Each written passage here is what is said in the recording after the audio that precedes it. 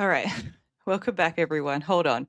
I my headphones disconnected, so I just need to redo that. Hold on. Welcome back. Welcome back. All right. We have the headphones. Okay. Welcome back, everyone. I hope you're all doing well. The last 2 days, I'll just update you guys for those who didn't see in the Discord. I posted that I was doing things for a birthday. So I was unfortunately not able to stream the last 2 days, but I'm back today to do that, to catch up, because we have a big stream. Not a big stream, just like a stream planned at all. Hold on, it's really cold in here. I mean, it's really hot. I need to make it cold. But yeah, all of that, all the planning, everything like that, that's for later in the stream. For now, we're just going to get dailies and things done. But yes, as it says in the title, Giddyup Buttercup Deep Dive. So stay tuned for that. Hello, Monster. How are you doing? Hello, Base. How are you doing? I hope you both are very well. Yeah. Yeah, I forgot that I had made plans Friday and Saturday. So, unfortunately wasn't around yesterday and the day before, but yeah. I did see your Discord picture of all the cats. Amazing. Yeah, all 5 of your babies. I did see that, yes. I gave it a heart as well. Yeah. How's that going? All right. So yeah, for now, I'm just going to do some like casual gameplay, get my dailies done. And then later, I mean, so to catch you guys up, and for the VOD viewers as well, hi. I wrote like a whole kind of script thing.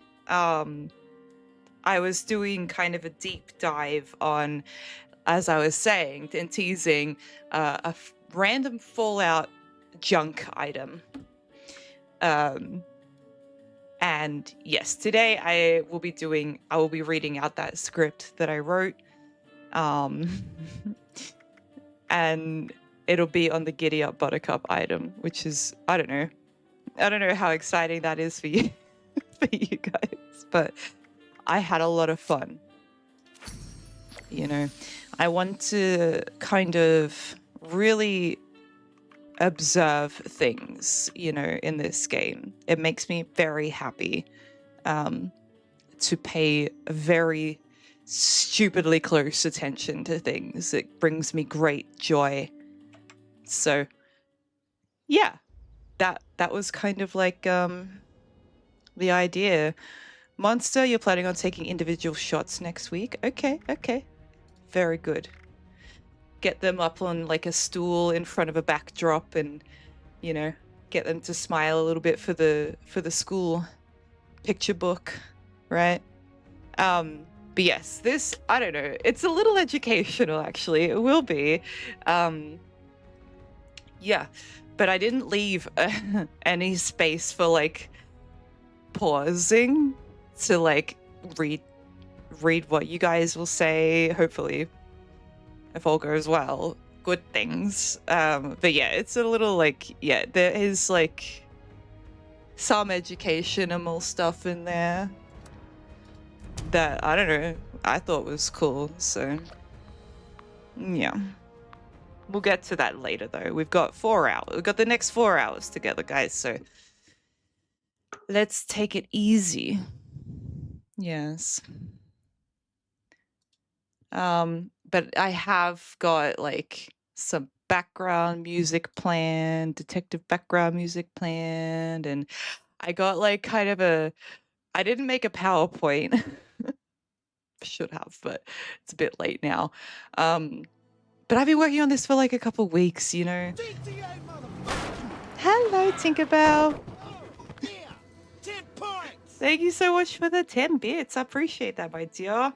I'm good. I'm good. The cats, I just had to go outside and bring them in, rustle them up. But yes. Murray, hello, darling. Entertainment to keep you awake while you brush your teeth for bed. I don't I don't know why, but like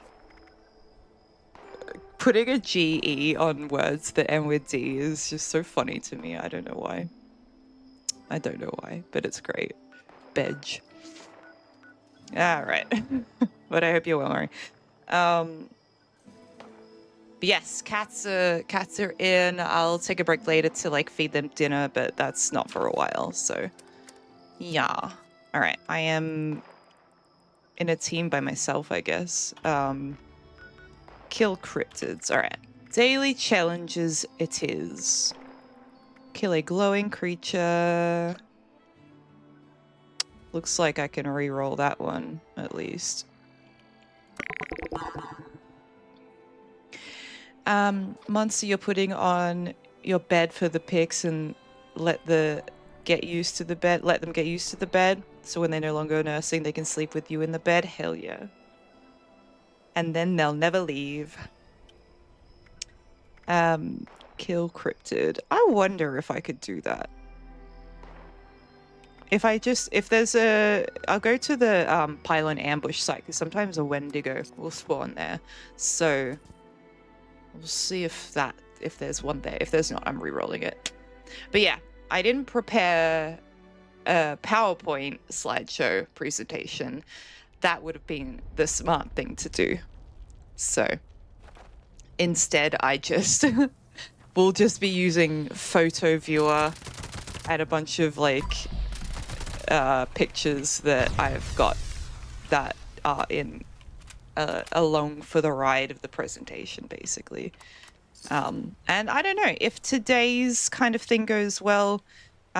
Deep dive on the Giddyup Buttercup. If this goes well, and if you guys really like it, I really hope you do. I'm gonna reroll that cryptid daily. Then I don't know. I mean, this took me ages, basically. Like, you know, in relation to how fast people can pump crap out these days, you know, with the use of like the AI and shit like that. Like, I didn't use that. I did this with my brain. That's why it took so fucking long.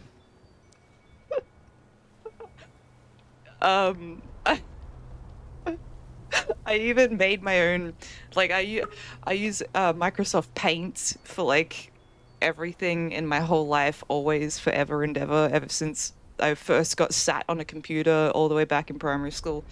Yeah, I've been using Microsoft Paint and it's been a journey, and I never never got any better, you know, any better program. You don't need it, you know. So yeah. All right, we'll leave it for now. I'm just getting distracted by it sitting there because I'm actually quite excited to read to you guys what I wrote. Oh, next time I get a cryptid daily. Yes, the flooded train yard for Snallygasters before I reroll. Correct. I should have done that, but instead now I have to destroy robots with a blunt weapon, which is fine because that's an epic at least. Rerolling to get an epic is better than anything else. I'll use my barely knower. And I'll go to Watoga, actually, because then I won't be hassled by robots. I will seek out the friendly robots and then destroy them before they even know what hit them. Hi, Crystal. How are you doing? Good to see you, darling. Mari, you made a decision diagram for your partner last week and it took you 2 hours. Looked like a 4-year-old made it and you drew stick figures. See, that is good. That's healthy, in my opinion. Look, I don't have too much against AI. I have used it over a year ago and then I stopped because I saw a lot of bad shit that was going on around it, and it's like, okay, well, never mind then. That's regretful, and I also regret encouraging the use of it as well over a year ago. But yeah, stick figures, you know, something that looked like a 4-year-old made it, I think is just, it's much better, much healthier, much more meaningful as well. Anybody can go and prompt, but it takes a real genius to be okay with stick figures, to be happy with that, to be satisfied with that, you know. So I'm proud of you. I'm very proud of you. A decision diagram, can we know why? What it was for? Oh, there's a robot actually. Come here, baby. Come here. Yes. The shovel's so good. The shovel, I call it the Bailey Knower. Because it's, I don't know. I can't actually remember why I called it this now. Anyway, it is a cursed. It's cursed. And cursed weapons are very, very, very good now. So it's a good weapon. Thank you, Crystal. I hope you're having a magical day, my dear. But yeah, this presentation took me a long time. So if you guys don't like it, I will actually cry. You know, because it came from my soul. It came from my heart and my brain and all of my body parts, you know, in a very not weird way, I'll have you know. After seeing that the Watoga, oh, base, more base. It got stuck in the trolley in the shopping cart. Can I make it like spin around? Hold on. Come on, do something. Do the thing. Do the thing, do the thing. No. I mean, it's stuck in there. I don't have a weapon that can, like, make it do anything. Oh. Oh. Oh. Oh. Oh. It's spreading. Who did it first? Did Base come to Watoga and see the robot doing it and then he decided to copy it? Or did the robot see Base doing it and decided to copy Base? Next deep dive. No. Yeah, I don't know, like, we'll do the Giddyup Buttercup deep dive, and if it goes well, then it'll open up kind of the potential for... Oh! That was beautiful. For other potential deep dives, you know. But I feel like I went very, very hard on the Giddyup Buttercup.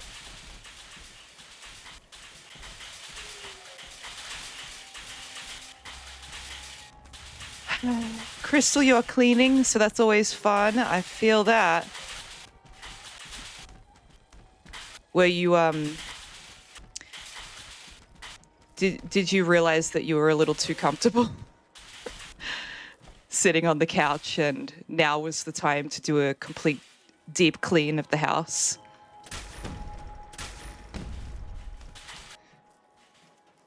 Because me too. It activated Fisto mode. Great. Murray. She's terrible at making decisions and even worse at letting you know what she's thinking. So, for example, just choosing a game to play with friends without knowing what to play and not knowing what to play. Bonus option movie night. Wow. And you made that only took you 2 hours to make a little decision diagram? That's amazing. Wouldn't that be nice? I found that a good way for me to figure out what I want to do is to flip a coin. Only you struggled through it, that's fair, Murray. But yeah, I flip a coin, and if I'm disappointed with the answer that I get from the coin, then the answer was obvious all along. you know. So I found that it's good to flip coin and leave it up to the chaos of the world, and then, you know, if you're upset, then just do the other thing, because obviously that was the thing that you wanted to do. So don't be a silly goose, you know. Sinkhole solutions. I just need 2 more robots. What am I doing? I got distracted by that one robot. The more base bot. More bot, please. All the robots are dead here. Hello, students. Watoga High School is here for you. Oh, it's the Guel. The Guel. Steve. Hi, Steve. Thank you so much for the follow. Welcome, Ian. Steve. All right. Going to sinkhole. There's... It's not showing up as an icon on the map itself, so I don't know. Mari, you tried the coin flip, but with her, even if she didn't actually feel like playing what it landed on, she felt she needed to honor the coin flip. Oh, fair enough. Round and round you went. At least this way you can help her with it and puts her thoughts into words. That's good. You sound like you're very patient, very thoughtful, you know. That's quite wonderful. Hi, Steve. Hello to all the Buckeyes out there today. Highway Town has been getting ravaged by packs of vicious bugs. I've tracked their nest to the old lake. Oh, what's going on with my health? We'll drive them out. You see that? It was just going down on its own. I'll keep a close eye on things. Going to take some time for those nests to appear. Why not use it to kill some bugs? Alright, what else is there? Glass. I need to scrap chunk to produce glass. Collect stim packs or chems. Chew some bubble gum. I can do that right now. Chewing bubble gum. There we go. Perfect. Get my gun out. How's it hanging? Hanging okay. Base, will you be joining us today? There's only like 2 people online. I'm gonna join a team that has more people on it. You're hoping on now? Okay, excellent. Excellent. Oh, we're in a sandstorm. This is the sandstorm weather now. Excellent. Like last time you appeared, it's 5 a.m. and you're sleepy. No worries, my dear Murray. You have a lovely rest, and thank you for hanging out, for chatting as well. I really appreciate it. I really do. Thank you, thank you, thank you. You take care. Be good. And yes, for those who can't hang out now as well, I'll be doing the deep dive on the Giddyup Buttercup later in the stream. It'll be on the VOD, you know. I don't think it'll be very long as well. It might be like 15 minutes, 20 minutes, maybe. I don't know. We'll see how long it goes. The longer, the better, right? But yeah, it'll be on the VOD, and it'll be it'll hopefully go smoothly. But honestly, I don't know. We'll see. It's like you'll be watching a live scripted thing, so yeah, I don't think it'll go very smoothly. But Murray, thank you so much for using your Prime here, by the way. I really appreciate that. Welcome to the A team. Enjoy your ad previewing your tier 1 emos. I'm talking really quickly because I know you want to go to bed, but yes, thank you so much. Welcome to the A team, and thank you so much for your Prime as well. That's amazing. You must really be pissing those bugs off. Remember, I'm not even helping in this event right now, but I'm speeding through it. That sounds wrong. Alright. Okie dokie. Excellent.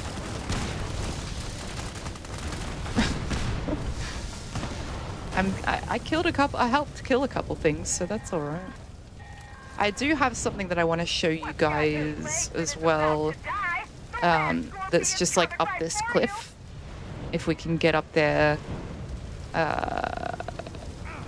If I'm remembering correctly.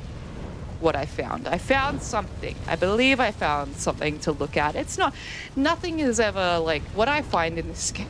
It's never like groundbreaking. It's just like, oh, that's cool. Well, I thought it was cool, you know. So I'm gonna show you guys after this event is done.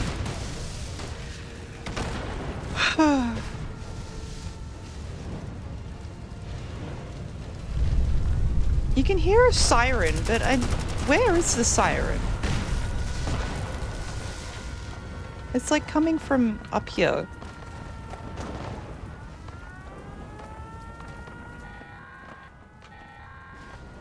There's just nowhere. One last go in it.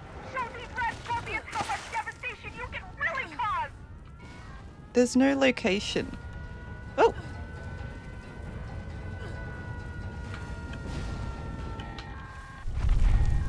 Oh dear. Whatever caused that one ain't gonna roll over for you like the little one. Brace yourself. Rad scorpions. I don't think I'll be getting any,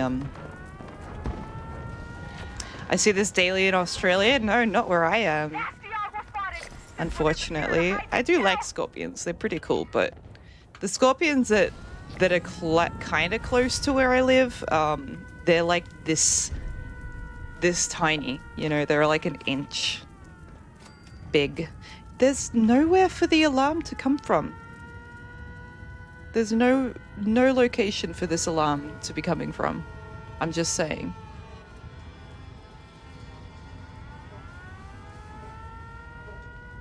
Literally. It makes no sense. Unless it's bouncing off this big wall, but I don't know.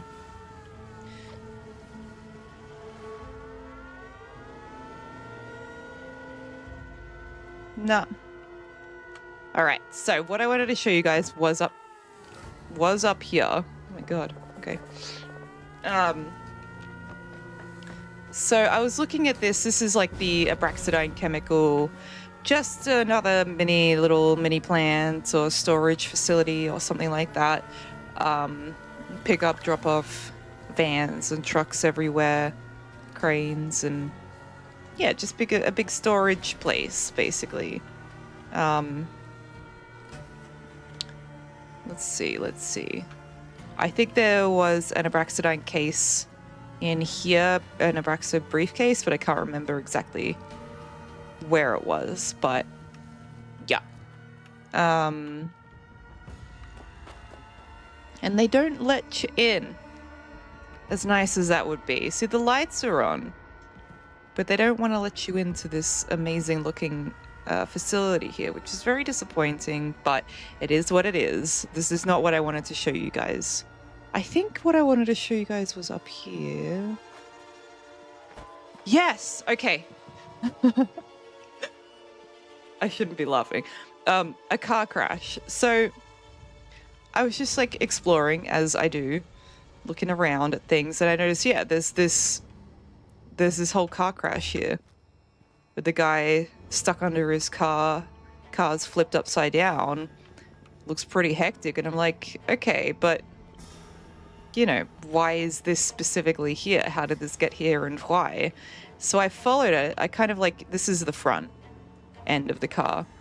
So I went back and I found there's one of the wheels that came off. So I kept going. And there's bits and pieces of car leading up the hill, right? Look, the front bumper or the back bumper, I think, here. And then here we have like another wheel and the fence has been broken through. Look at that. Poor guy like veered off the road, don't know why. Probably this fell in his way and he like swerved and then tried to get back on the road and swerved too hard again, and then yeah, went all the way down the hill, bits and pieces of his car flying off until he inevitably crashed here. Pretty sad, huh? I did look around more. I don't think that there was like a passenger. But I don't know if there was kind of like another skeleton all the way down here that flew through the windshield. Be a little more environmental storytelling, but it's just the little things like that. You know, there's actually a whole trail that somebody put the time into putting in here as well. You know, a real devastating crash. Quite good. Oh my. What the hell was that? Okay. There's like blood on my screen. Okay. But yeah, nothing up here to really kind of like tell you what happened as well. So it simply just starts up there. I thought maybe it twisted my ankle. I stubbed my toe.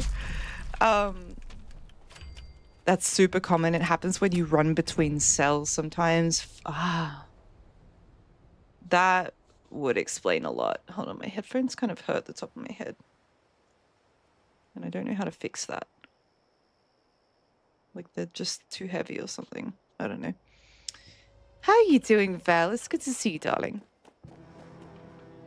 Yeah, if that's because of cells, then there you go.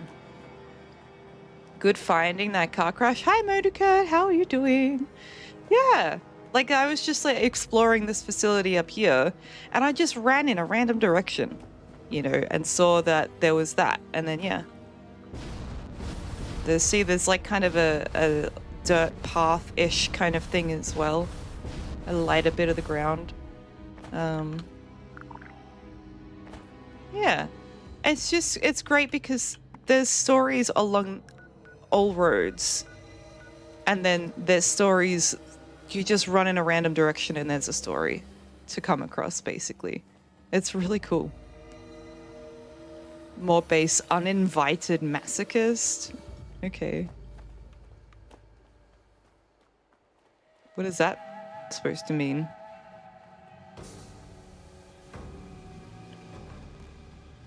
Oh, what was that? I'm paranoid. Paranoid about stubbing my toe again. But yes, how are you doing, Motorcat? I hope you're well. It's getting a little cold in here now. Hold on. All right. Whatever you want it to mean, that's very disturbing. Oh. Oh my god. No way. Wait, what? Oh my goodness. I never even put this together. Hold on. One moment. I'm just gonna look at this car down here. Nothing in that car. Jesus. So there's police car here blocking off the road, correct? They even were parked long enough to put up a fence as well. This guy looks like a detective. I would know. I too am somewhat of a detective. Oh. Mine. See? Yeah. That's definitely a detective outfit. Yep, correct. So, they were there long enough to block off the road, but then this guy's like... Okay, so they would have showed up after this crash. So this crash is a normal car, killed a woman. Ambulance didn't even get here. Police got here first. Detective got here long enough to put up a fence. But there's no ambulance? An ambulance didn't even arrive on the scene. Okay. So yes, this guy here, I'm assuming it's a guy, it could have been a woman as well, but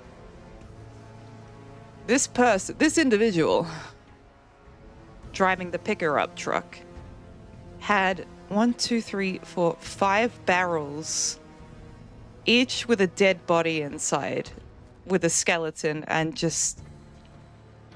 Wow. That one's still closed. And they crashed into a woman that was leaving the Abraxadine chemical plant. Not plant, storage facility or something like that. Human stew. Hi, Pirate. How you doing? Yeah. Yeah, each barrel is just one individual skeleton. That's amazing. That's honestly beautiful. I really like that. I'm going to take a photo. Scenic. All right, dead people. All right. But then there's nobody near or around the car. So where did he go? There's a policeman. Is that a policeman?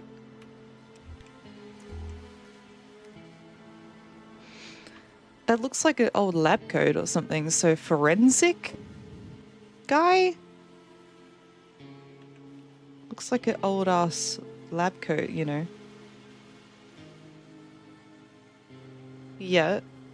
Forensic guy laying next to the police car. Woman, she this car is accounted for. There was a lady.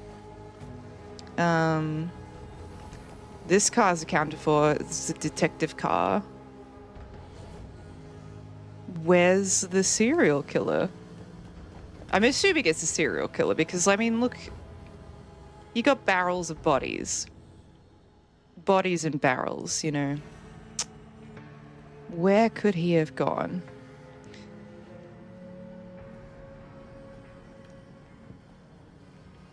I don't know.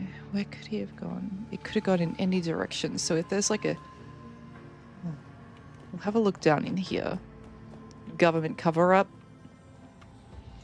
There's nothing in here, literally, except the ceramic bowl. Nothing in that car. You know, these would have just been employees here. Maybe he survived and ran into the nearby facility. I really want there to be a skeleton nearby in a precarious situation that maybe has like some kind of hint that it's a guy that killed people.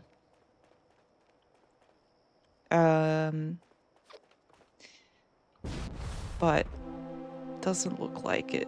Anyone around here. And I feel like it would have to be quite at least a bit near. You know how like that car crash over there that goes up the hill? It's still within its same kind of area.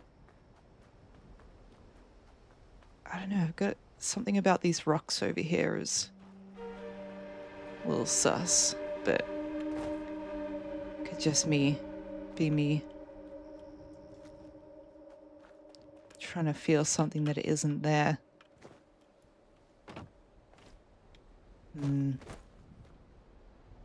That seems a little too far away. Val, how's my game going? It's good. How do you mean? Could he have ran up here? There's nothing up here. There's nothing. Nothing. Oh, okay, there's pigs.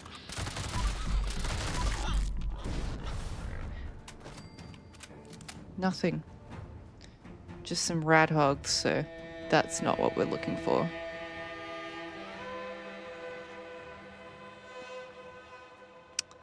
It wasn't Vladimir, we know that. I feel like Vladimir's dead, sadly. Bundle of wood. Nothing. Nothing. Oh, fire cat. Nothing. There's simply nothing to look at anywhere nearby. I don't think he would have like ran to the logging company. No, that's a different thing altogether. I mean, there's this house down here, but that's its own thing. That's its own thing. That's not, that can't be. I mean, we don't even know where this picker-up came from. Because if the killer is transporting barrels of victims from one place to another when he crashed into somebody, then he must have had like a base of operations, you know?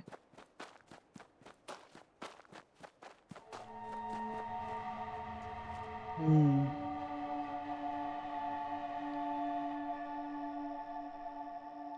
You found the getaway? Wait, where are you?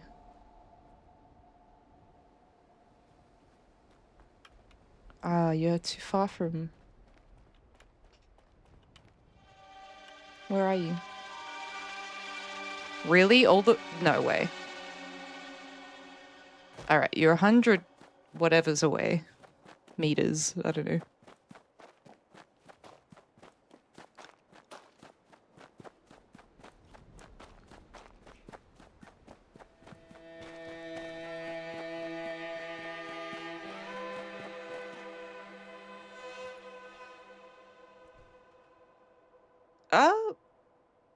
I mean, there's a bunch of money. Is there a note at all? I mean, they both have pistols. Seems like they had an accomplice. Oh, Val, you just got here. There is a killer transporting victims in barrels on a truck. Yes. Yes, and Base believes they found the getaway vehicle, but I think this is something different. You know? Because why would the guy or the woman or whatever be transporting a bunch of barrels but then have a bunch of, you know, pre-war money at the same time? This feels unrelated. Yeah, this is cool though. I'll take a photo, get out of the picture. Get out, get out of the shot. Thank you for showing me that. But yeah, that seems very unrelated. I'll show you, Val, what I was talking about with like the barrels and stuff like that. There's a major plot point in season 4 of Dexter. A car accident reveals a dude was transporting victims in barrels. In season 4. I watched Dexter a couple of years ago. I can't remember season 4 that well. But yeah, this is it. Isn't it beautiful?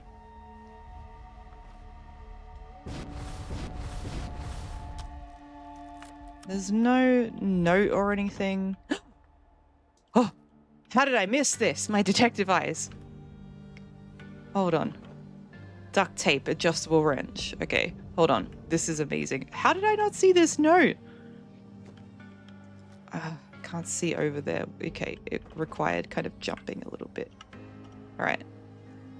Note to Manny. Manny, once you're done, you and Jeff take the pickup truck over to the chemical plant. Our friends have a little disposal job for us. The guards know you're coming, so you should get straight on through the gate. Take the delivery to the usual place, and whatever you do, do not open them. Okay.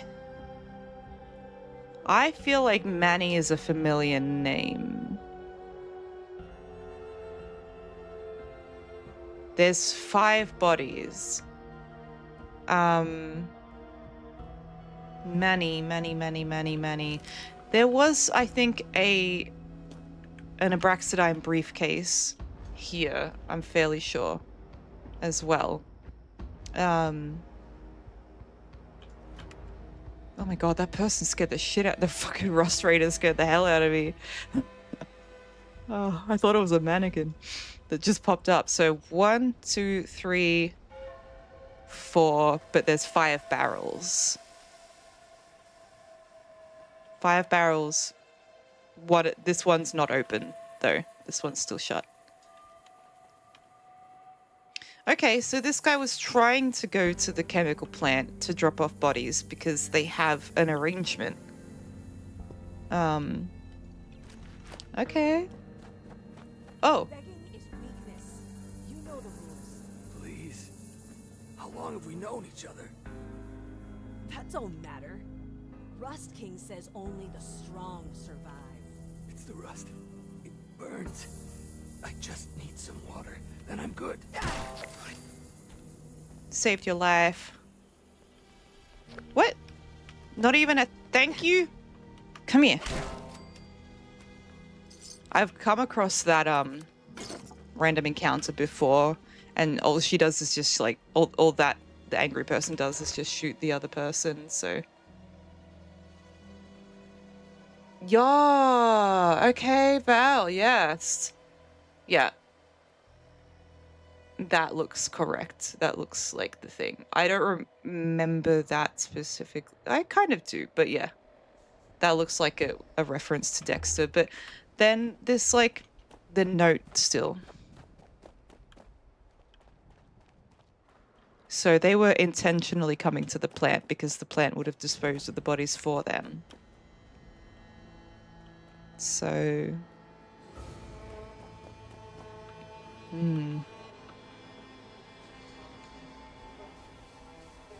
I mean, it's not like we can go and look in the plant. So this, okay.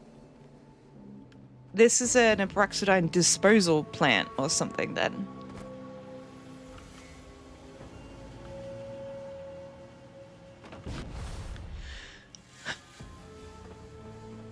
Okay. Weird.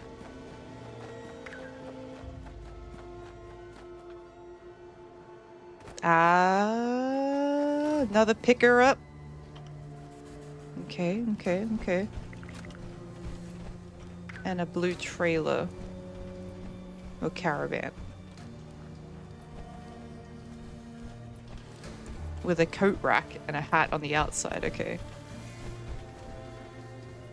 This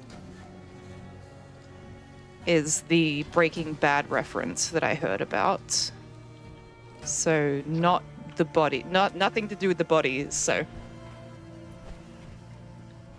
Have I seen the alien chasing the settler? It's basically the chicken one that only spawns during invaders. I haven't seen that, but that's amazing.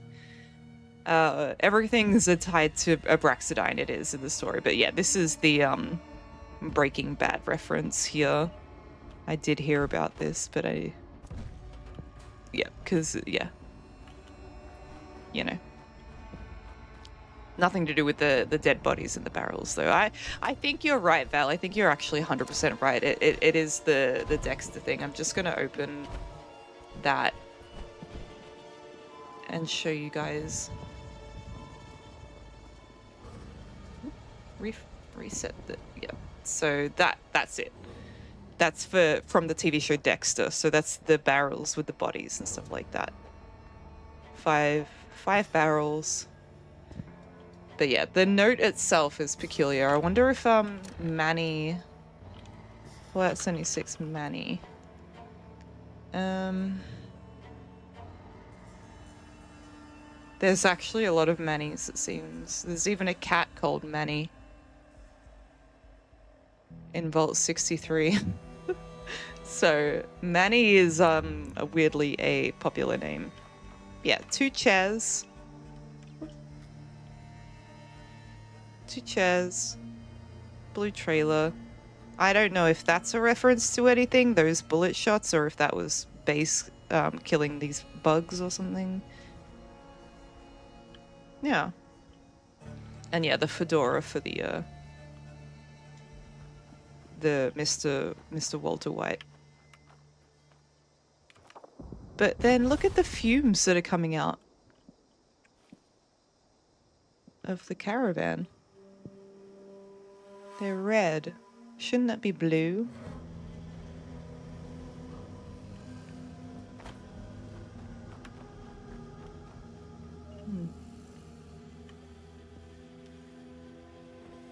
Wait, I heard some intel. Why am I hearing intel? Oh. What? Why is there more intel? I don't need this. Val, you're running to where I am for the intel briefcase. You could just fast travel to me, but I've already gotten every single briefcase, so I don't know why it's there. That's confusing. Alright. Yeah, nothing to do with the, barrel bodies, unfortunately.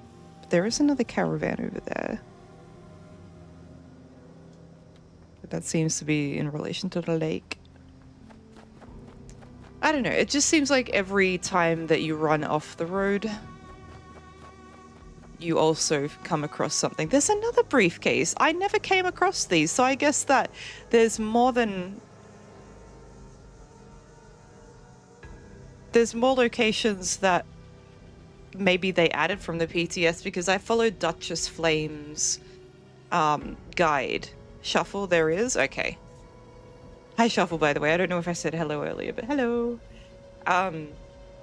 Yeah, so I think Duchess Flame made that walkthrough guide for getting all the briefcases when it was still on PTS. So it seems like they have added, yeah, more locations. In that guide, there was 153, but 3 of those were bugged, and they didn't put them in. So there's technically 153, but then that was in PTS, so there was 150, but you really need 145, so... You drop the link in Discord for the alien encounter, if I'm interested. Let's have a look. Oop.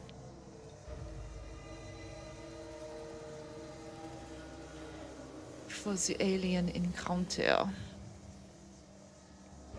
Oh, you want me to watch your Twitch? Okay. More bass. You've got muted sections of your stream, buddy. How am I supposed to watch? That will be alright. Let's see. Reload perk cards could be nice. How was that? What the hell was that? I'm in front of you, sorry. Oh, he's got the hat on, the tinfoil hat. He's got a tinfoil hat. Shameless Who's plug, come back yeah. for you? Talking about the aliens? I don't She think just- I've ever seen this encounters. There we go. Hide him. It's my stream now. Oh my god, that is an alien one. That's cool. Not again. I don't remember seeing this one, do I? Somebody help! They've come back for me! It's like the chicken one, but the alien. There's another one. Poor This guy. guy getting chased by a chicken. I'm not going back to your ship! Not again! I like his voice. I It's don't know funny. if I've seen this before. He's running back to him. He changed his mind. You want from me? Oh, juked him. He changed his mind.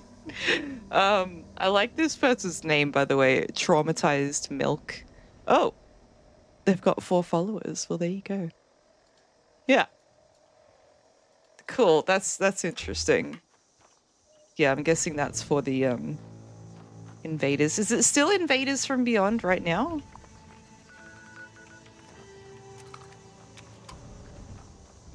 Shameless plug. Oh! No! Damn it. Have some meadow breeze and calm down. I mean, it's not like they can have enough of the rust, I guess. Oh, I meant to... Okay, I was supposed to kill them as well. Cool. Here's a pull-up, like a pull-off. No, it's like a gate. To where? What stupid? Huh. Let me just close that. Big ass long track.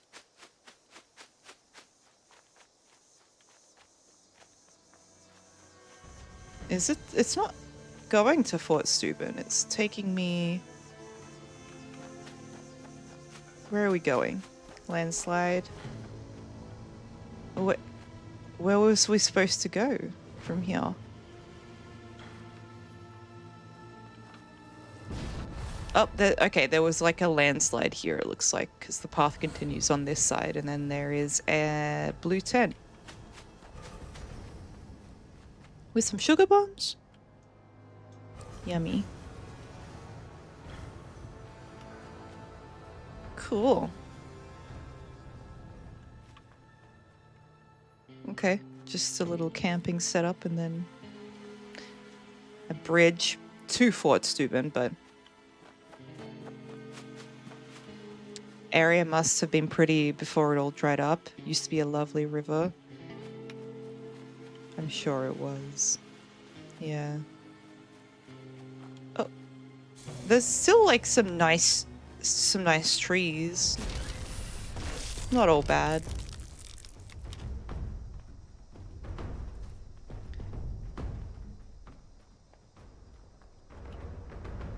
This is a cute little spot here, not gonna lie. It's actually would be quite nice for a camp. Just this whole spot here. Good camp spot. And then is that water? Look at that. You've even got water. Oh wait.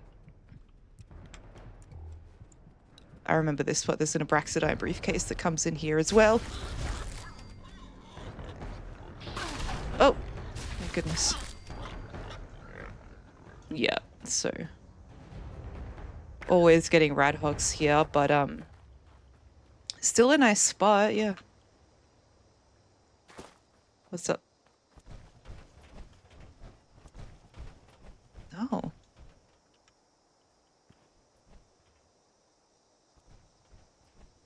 Shot in the head. And he's like still holding a knife though. Then there's like a blood trail. See, blood trail. What happened here? Moided. Blood. Blood. I'm guessing that this blood is leading us to the rad hogs. Yeah, big bit of blood there. So yeah, the rad hogs, yeah, okay. That was just to take us to that cave there. Still a nice spot for the water, you know. Did you see that? Hold on.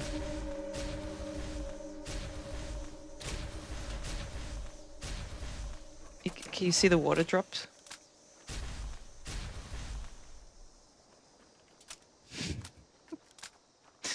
The fuck?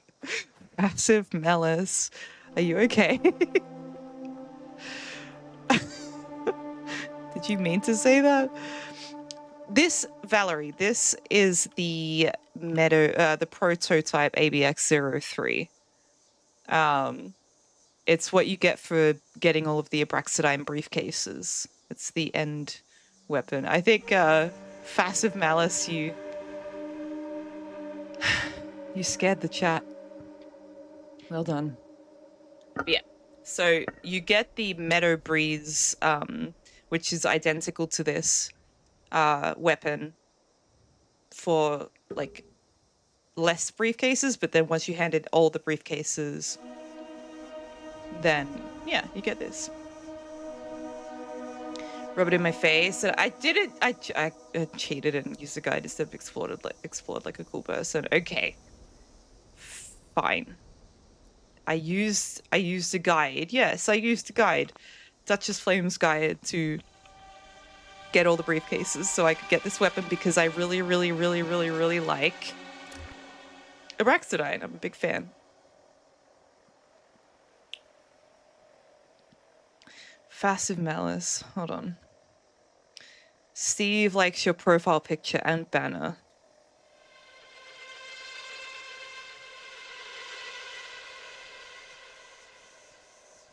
That's some cursed shit right there, Fassive. Not gonna lie. That's cursed. I don't use that word lightly as well. Oh. Looks like a problem for more base, please. Nice. Freaksome, hello, darling. No, so this is, it shoots Meadow Breeze, which is the Abraxadine chemical that you see spilled everywhere, basically. It's a weaponized Abraxo.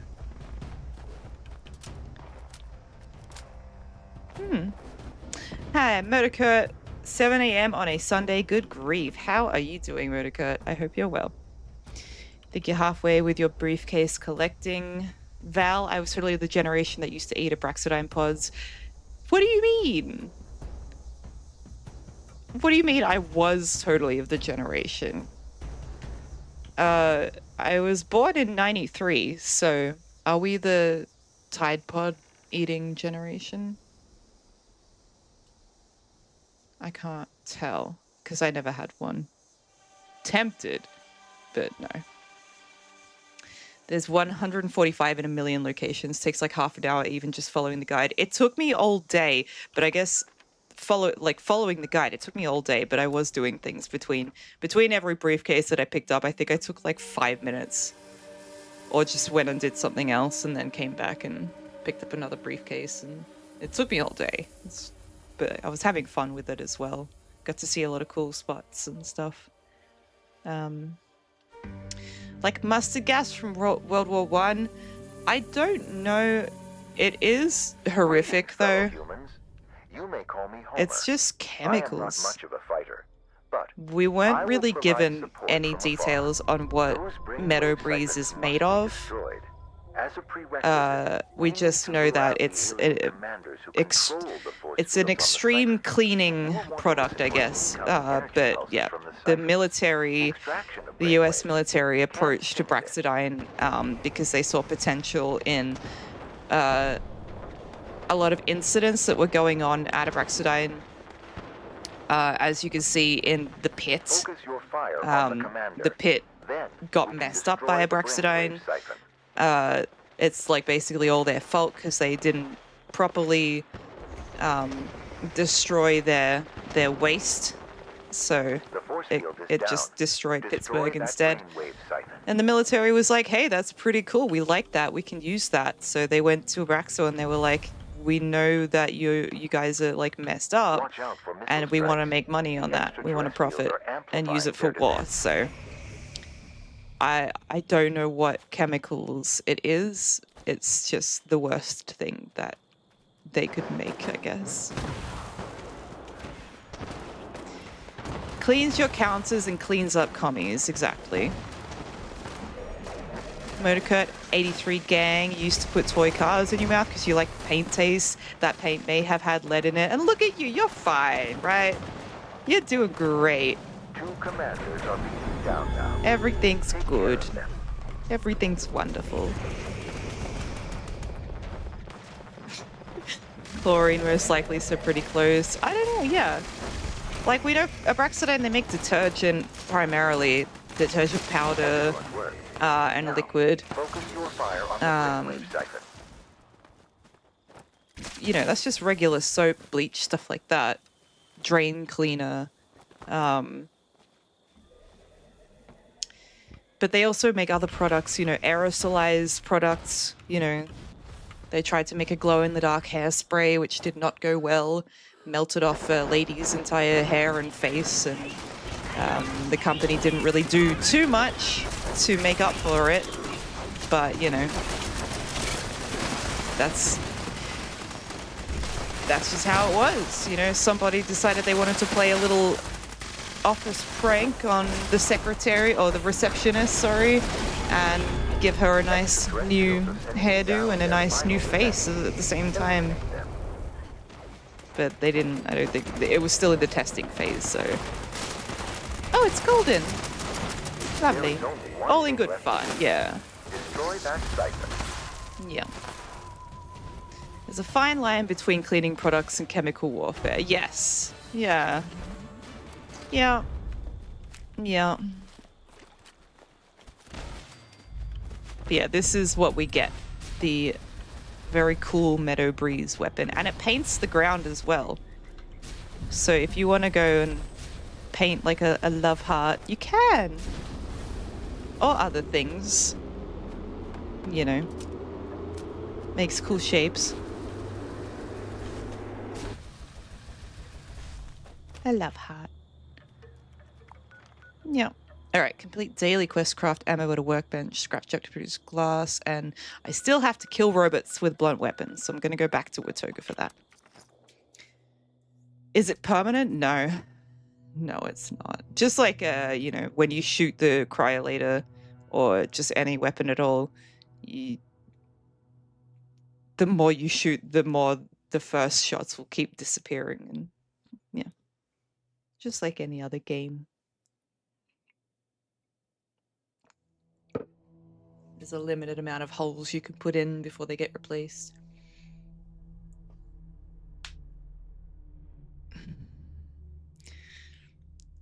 Yep.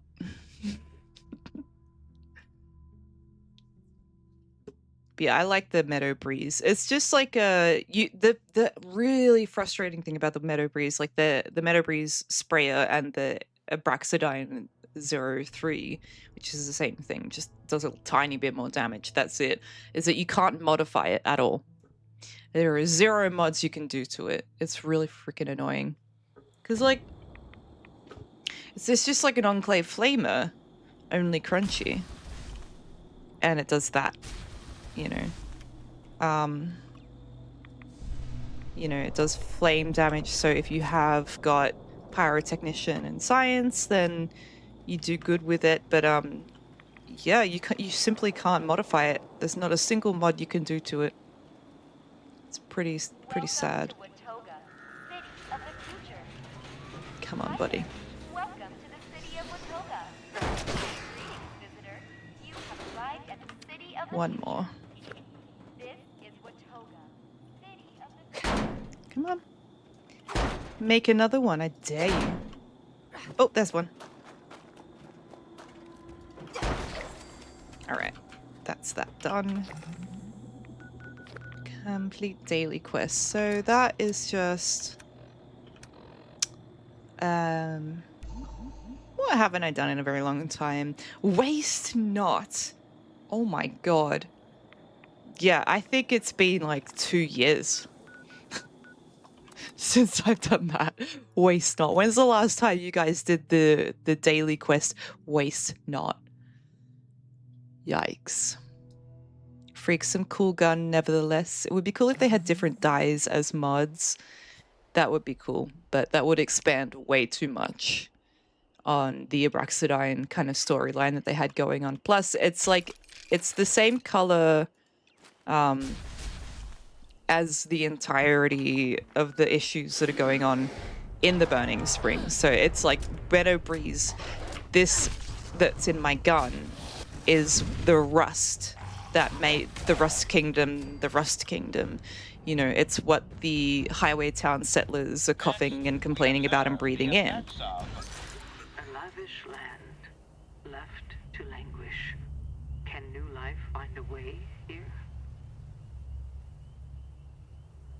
Jester's so cool. This robot here is a very special, unique robot. Very cool robot. You did that earlier today, Val? I don't believe you. Yeah, no, it's been forever since I've done it. But yeah, this robot here, Jester, that's how it's pronounced, Jester. But Mommy, I come out now. Fool, did you learn nothing from your failures? this iBot will basically, when you load in and you come closer to Freddy Fear's House of Scares, this robot kind of has dialogue lines, so many dialogue lines that are different voices. One is a narrator, one is a child, one is the Silver Shroud, and one is the Mistress of Mystery. And this Jester will go between two different lines from any of those characters, but they have a relation to what you were just doing. So if you'd just gotten to this location from killing a bunch of things at an event, what it says, like, it'll seem random, but if you listen to it, it's saying something that's in relation to something that you've just done. So if you show up wearing a costume, it might say something to do with you being in a costume. I can't remember the exact lines, but yeah, this robot is very interesting. It's got its own special kind of unique interactions with you. You just need to pay attention to it. It's pretty cool. Just as awesome. But yeah, I don't know. I could probably make a costume. I like that. Oh, this is a weapon workbench. They tell you now when things are costumes or not, I think. No? Oh yeah, see, it says down the bottom here, costumes. So we'll see if it says anything when I wear this. Not sure. Jester. A good look around. Do you really think? This is real? Auntie. No, I don't. It is time we knew the truth. Oh, Such a fickle phenomenon. If only we could reproduce it with regularity. see, that's the mistress of mystery. She's got a great voice. Yeah, I don't know. Maybe I need to go further away or something. I'm not sure. It is very Fallout. You get a gun based on the suffering of others. Very, very, very Fallout. Very lovely. Suffering of thousands and thousands of people.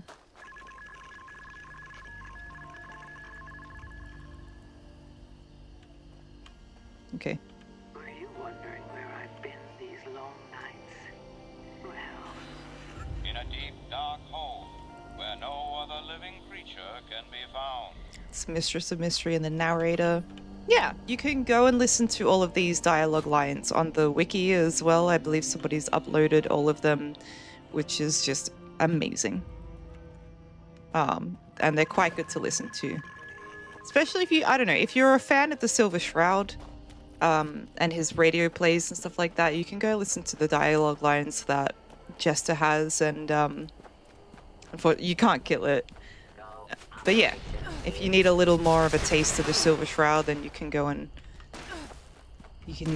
find more dialogue. It's pretty cool.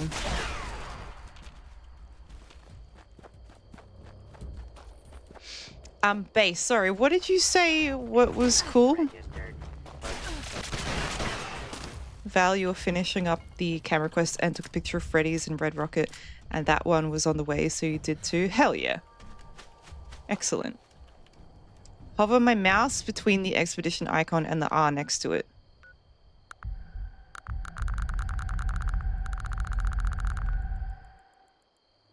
Wow.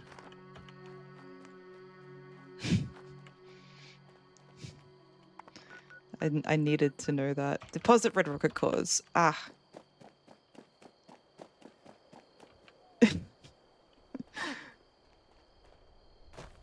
Oh, I'll switch back to my...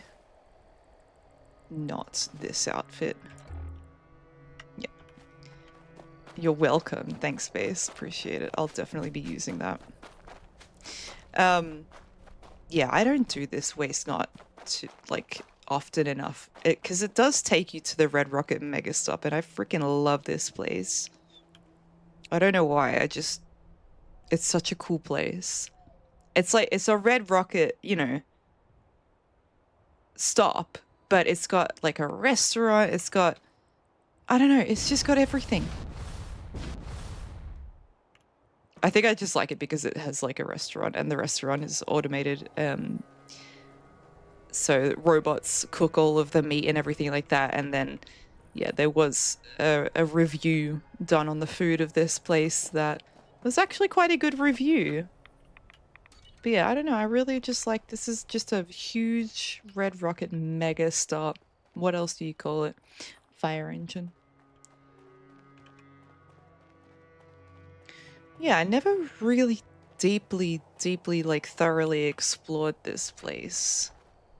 But yeah, it's just a fully automated mega stop, you know, gas station, basically.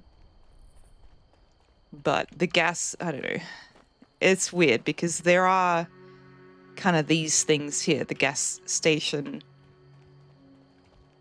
things, but all the cars run on, like, they're nuclear powered cars, basically. So what we're actually seeing that's being pumped into the vehicles is not gas, it's coolant. So they would usually have like a big hose nozzle thing. I don't know what you call them, but it would be, yeah, a big nose hosel, disconnected from server, hose nozzle, and it would fill up your car with coolant, not gas. So, yeah.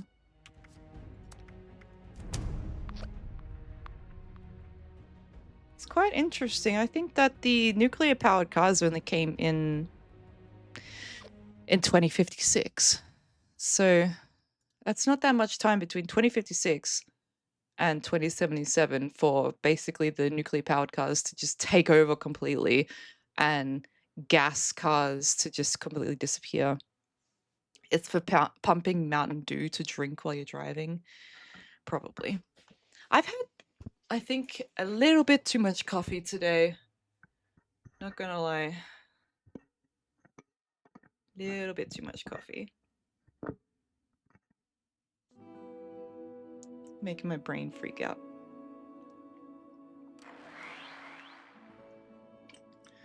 Yet I want more. Okay.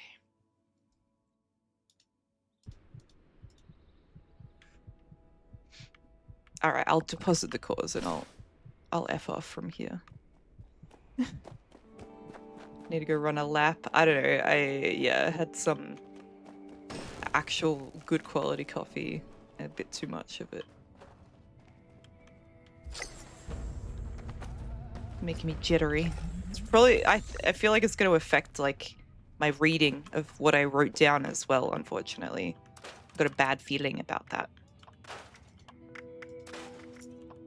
Because I was kind of practicing reading earlier, like the script I wrote for the Giddyup Buttercup deep dive, and kept making mistakes, so we'll see how that goes. We'll see how that goes. Oh, hello. Hello, Juan. How are you doing, by the way? The wheelbarrow is back. Yes, she is. Yes, she is. I was literally just about to switch because I have this outfit here going on. The nurse tipper. I can take that goggles off. There we go. Nurse tipper with the hazardous material backpack, which is pretty cool.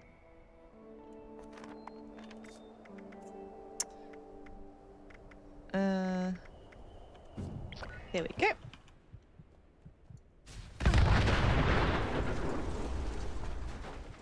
It's really nice that they added names to cars. It's quite good to see, you know, Chrysler's, Corvega brand things, but this is just truck, I believe.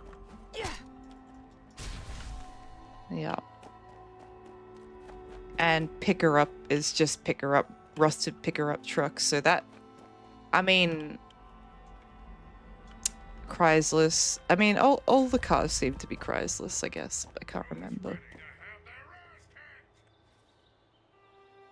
All right, let's get out of here. Let's craft ammo at a workbench and scrap junk to produce glass. You're deciding what to play right now, Juan. What are you feeling? Futuristic or fantasy, sci-fi? No, not sci-fi. Medieval anachronism.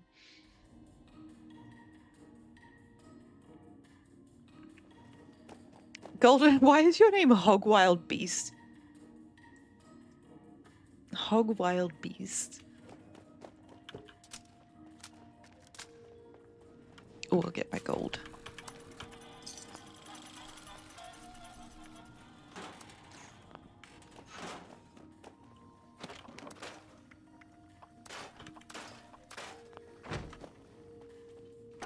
Okay. Just for fun? Okay. Okay.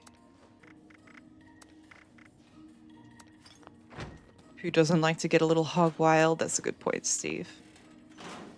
Juan, your open book, you have Arc Raiders, Cyberpunk, ACC, and your Tomb Raider games to choose from. Okay, hold on. Let's do something for you. Spin wheel. We can help. We can help here. Spin wheel generator. This is a good thing. All right. So, Arc Raiders. Sir. How do we add another one? Something in gold, perhaps. Or maybe Wait, how do we add another one? How do we add another one? I don't know how to do this. This is stupid. That's not... No, pick a wheel. This is what I was trying to look for. Okay. I don't know what this is. Arc Raiders. Cyberpunk. ACC oh, Tomb Raider. Okay. It's not Arc Raiders. It was a mistake. Okay, ready? Spin.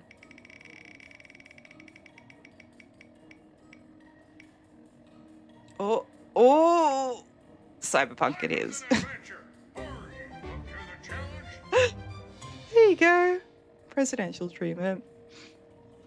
How's that? Are you happy with that result? I don't know what ACC is, not gonna lie, but yeah. Magic. All aboard to the next bus to Night City. Hell yeah, have fun. I do miss playing Cyberpunk, not gonna lie. Okay. Assetto Corsa. Oh, yeah, I have no idea what that is. No idea. Gonna drop that battered fedora.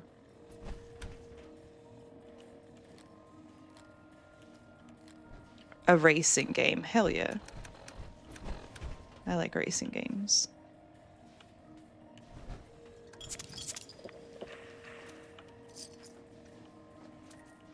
I like the arcade racing games, you know, at the arcades. They're cool. Path to Enlightenment. Ooh, gotta get there. Wake the fudge up, samurai. Please. I miss Keanu Reeves, I do.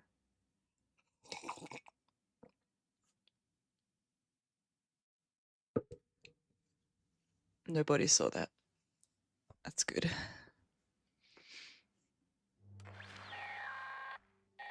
Does Path have a chance to party crash? Of the most wise and beneficent Bigfoot? light his holy Hi, Headpool. How are you doing? Wait, does Path? What do you mean? Sorry, Val. let our beacon pierce Juan, you've owned every Need for Speed up until Heat. his divine presence Then Forza you'll be playing when it comes out. Nice. and party. I saved your life, Golden. Saved your damn life.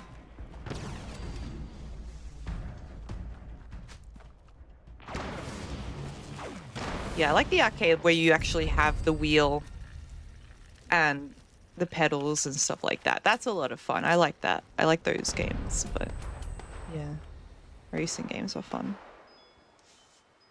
Especially when the people I'm playing against aren't very good. Oh, Path to Enlightenment. Get this. Why is my man? Alright, I didn't craft any ammo and I didn't scrap any junk to produce glass, so might have to do that.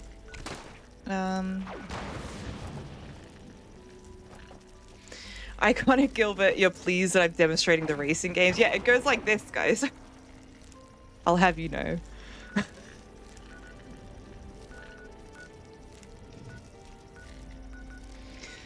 lot of fun. Headbull, I'm doing good today. I feel like I had too much caffeine.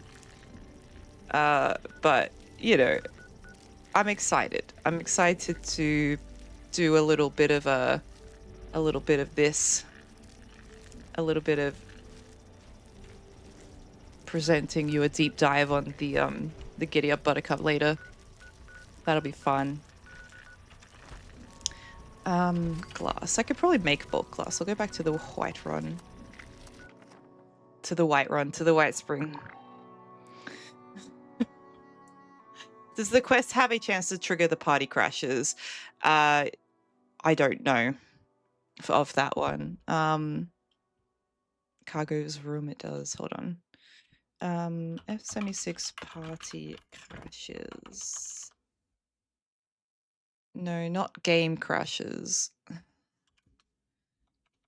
F-76 events in which an uninvited guest, that's what it's called, uninvited guest appears.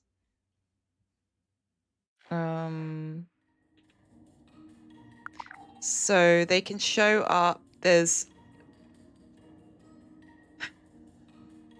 a 33% chance at One Violent Night, Campfire Tales, Free Range, Moonshine Jamboree, Beasts of Burden, and Safe and Sound. There's a chance. And then there's seasonal events, Primal Cuts, weirdly enough. That's got to be a lot of uninvited guests. Because there's 3 Primal Cuts that go on the map at each meat cook time, right? So it's Graham's Meat Cook, Mothman, Equinox, Invaders from Beyond, and Big Bloom is also a 33% chance that an uninvited guest will show up. Thank you for your cooperation. Yeah. No, I'm not going to be playing the saxophone. No, I can't do that.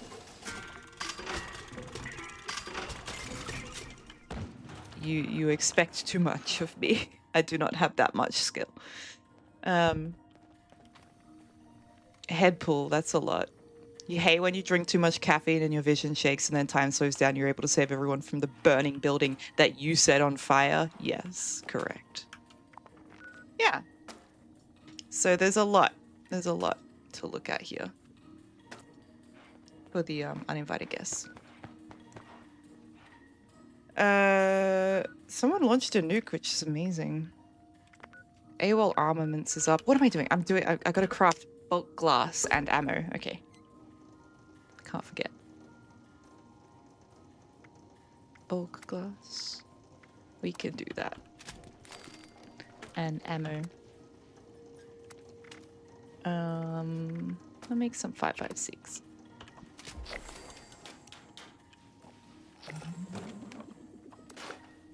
Oh. Yes, okay, we did it. Lovely. All my dailies are done. Took me an hour and a half. And I still got my weeklies. Ugh, I got 2 days to do that. Okay. Fudge. 100 cups. No. Maybe I should work on these. Craft any plushie. 3 plushies at Tinker Workbench. Plush. They're like, souvenirs.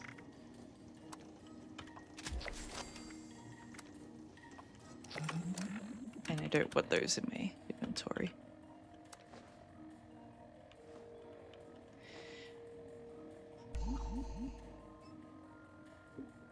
Double score doesn't affect weeklies. It's not double score right now, is it?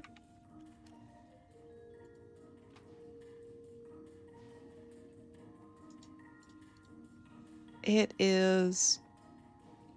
No. March, double score, March 19th to the 23rd. Huh.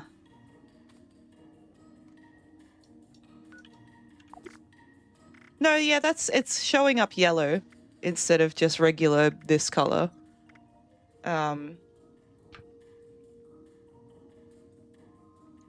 That is doubled. Yeah, no, it does affect weeklies. It does. Surely.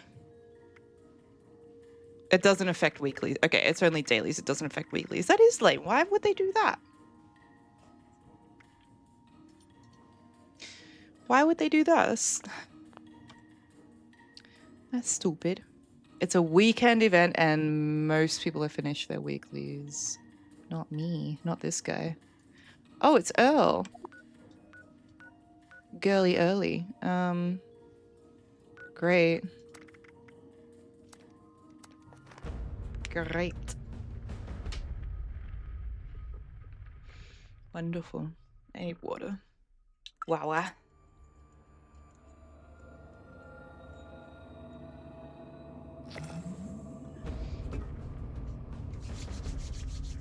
4 minutes? Oh my god. I got here too early. Is there anything I can do in here? Scrap junk to produce gold and screws. Well, I'm gonna get a lot of screws from the Wendigos in here, but I don't know if like make some bulk gold, hopefully. Bulk gold? No, can't do that. And we can't do screws either. Okay. Need some cigarettes. Lighter cigarettes or cigars? Or... Okay. There's a pack of cigarettes? And that doesn't count. Okay. Well, poo.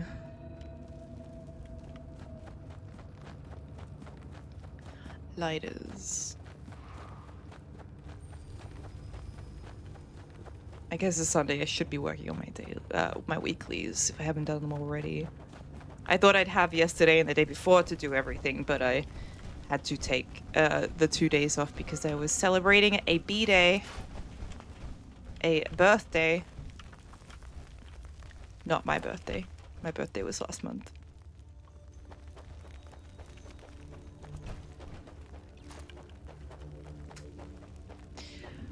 Val, you always instantly reroll your 5 daily ops weekly? Yes.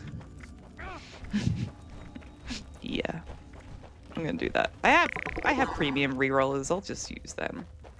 Because, like, look at that epic. 30 thingers for that. Okay. And... yeah, I'll leave it. Look at you two. How was it? It was good. I made a caramel... I made, like, a New York cheesecake, right? Which is just, like, a plain baked cheesecake. And then I put, like, some... caramel sauce on top of it, and then some like roasted macadamia, chopped macadamia nuts, and then some like shaved white chocolate on the top. So I made the B-Day cake, and it was very tasty. It's very good. I have a picture, but it's not a very good picture because I'm not good at taking pictures. Like, I'm really bad at taking pictures, but I'll try and get it. I'll send it to my email so I can show you guys, hopefully in the next 1 minute.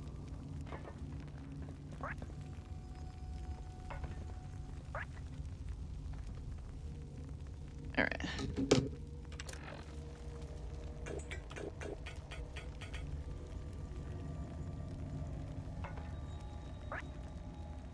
Come on.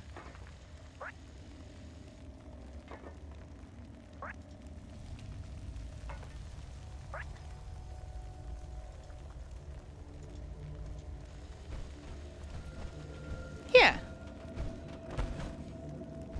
Just ignore the beer.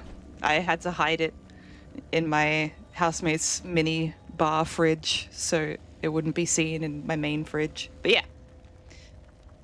Really, really, really tasty. Yeah. Yeah. Really tasty. Fancy pantsy, very much so. It was well received. Let me in.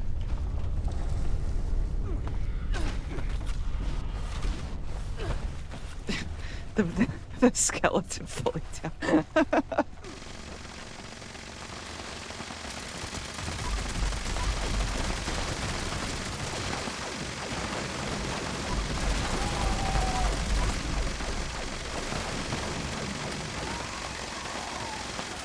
I mean, we could have done 5 daily ops this week.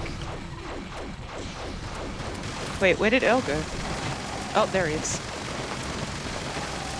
Thank you. I thought he got stuck in the floor.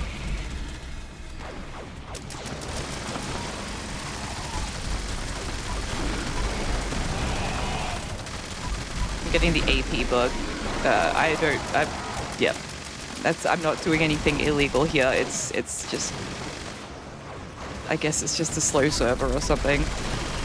Because my AP gets stuck and then, yeah. Lovely.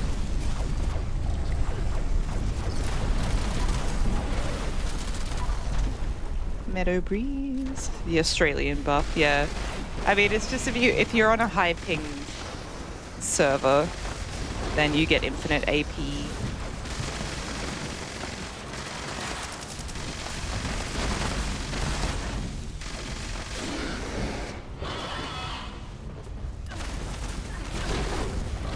Ew. Rude.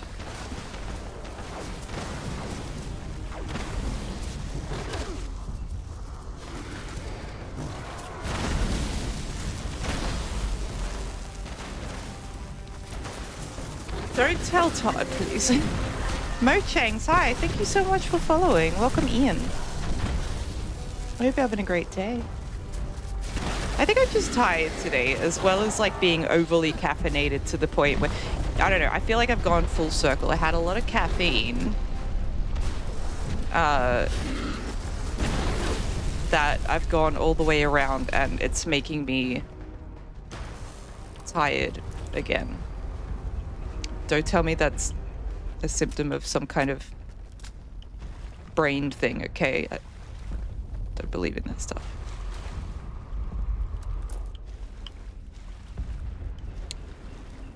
But yes, I've gone full circle. Plus, I don't think I got enough sleep last night. Is using a VPN to Macedonia the meta for infinite AP? I don't know. Is that what you're doing? Base, why are you changing your prefixes, your suffix? Did you see that? Guy was like flipping between them. That was a lot. Adoring fan, adoring fan. How do you do that? Adoring fan, adoring a fan. Great.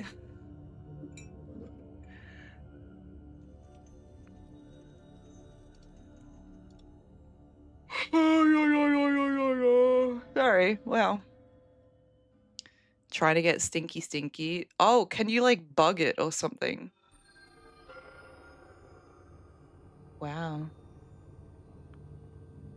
Yeah, I'm curious.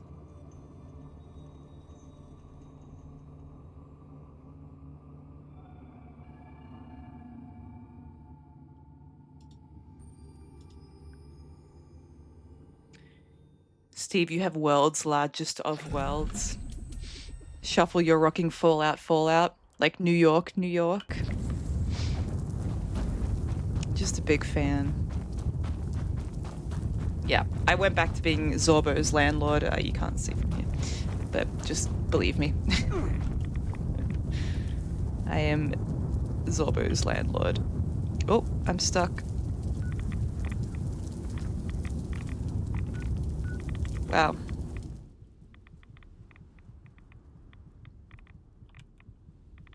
I know, I thought it was really, really funny.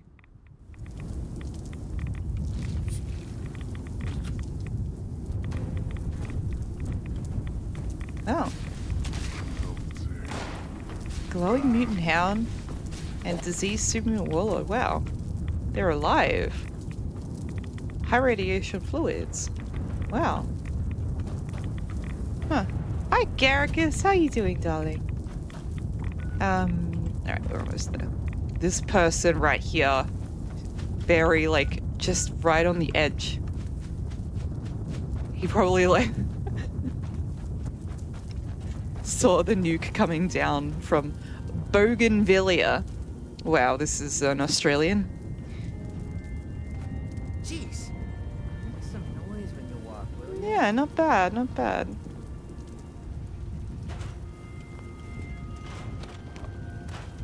Bougainvillea.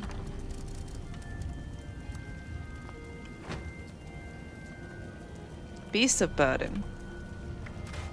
So I got a cursed harpoon gun. Great. Okay, well, I'll keep that since everyone's so obsessed with them now. How are you doing, Garricus? I hope you're well.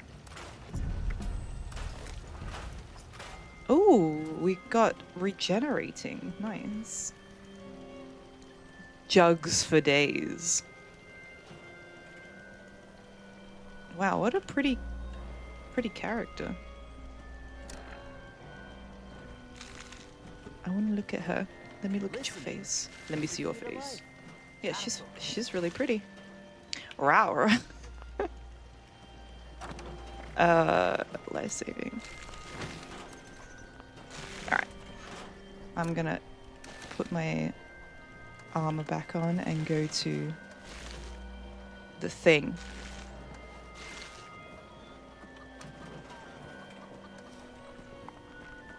Before it's too late. Beast of burden, yes. Beast of burden. Oh dear. Yeah, I wanted there to be the prefix for detective. I feel like that would be really nice, but they didn't have that available, so that sucks. Guess I'll just be Zorbo's landlord.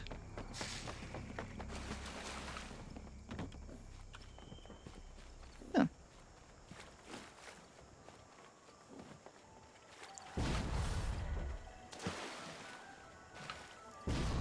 What the? I thought I could hear freaking Christmas music. It was very confusing. Someone's camp is like right near here or something, or this guy is just really out of his element.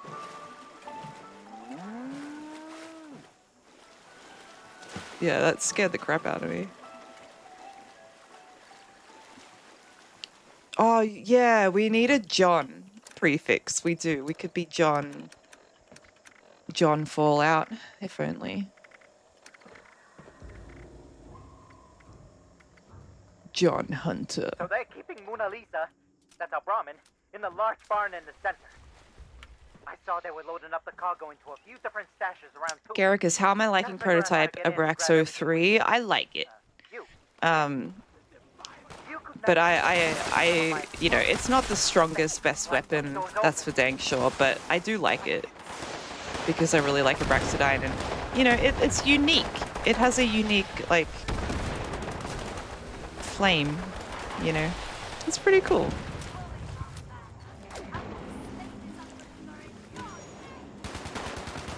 It's just definitely, like, the fact that you can't mod it is its biggest downfall. Because you can't make it any better, you know. You're kind of just stuck with how it is. Oh, right. The camp straight above. Okay. Well, there we go. Okay. Damn, it's like a square UFO. I mean, those exist. That's scary. I guess we don't have to do anything. Okay, that's all the doors. Get back. Invaders from beyond, yeah. It's Santa Claus. And then they got the, yeah, Nuka Quantron as well. We're gathering unstable nuclear waste. Yeah. That's awesome. Yeah, baby. Nice. Grab the goods and bring it back to good old Mona Lisa in the main building. Mona Lisa. Floating bases do still exist. Good to know.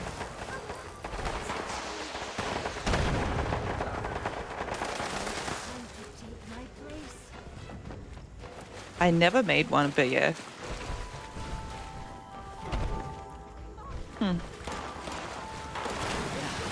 Just...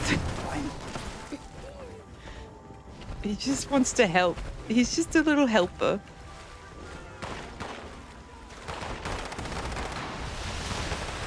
Oh. Let me get some. I want to help. I want to help as well. Great. Mona Yay. Lisa's fully loaded. Let's hit the road and get out of here. What the hell is that thing? Dude! They're even easier to make now? Oh, right, there would be because it's just like free place, which is insane. Yeah. I guess you're right, they would be easier to place.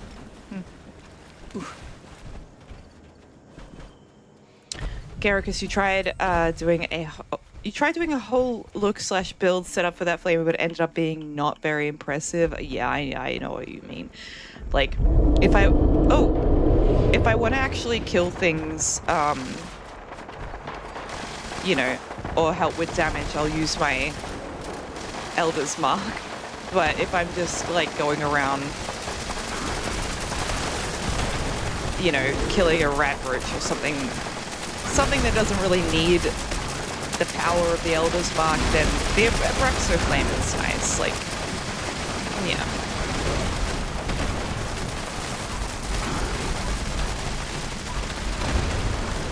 Yeah. Hi, Purple. How are you doing? I don't know. And the outfit for the Abraxodine outfit, I don't know. It was kind of a weird... The colors for Abraxodine is like white and red. But then the jumpsuit that you get given is black and red. So, I don't know. I feel like it would be more effective if the jumpsuit was white and red. I don't know. But then the Nuka-Cola jumpsuit's white and red. I don't know. It doesn't stand out as much. Yeah, it's like evil Abraxodine. Oh, this is cursed. Cultist Pierce is cursed. Oof. Correct. Well. I'm gonna keep that wooden leg.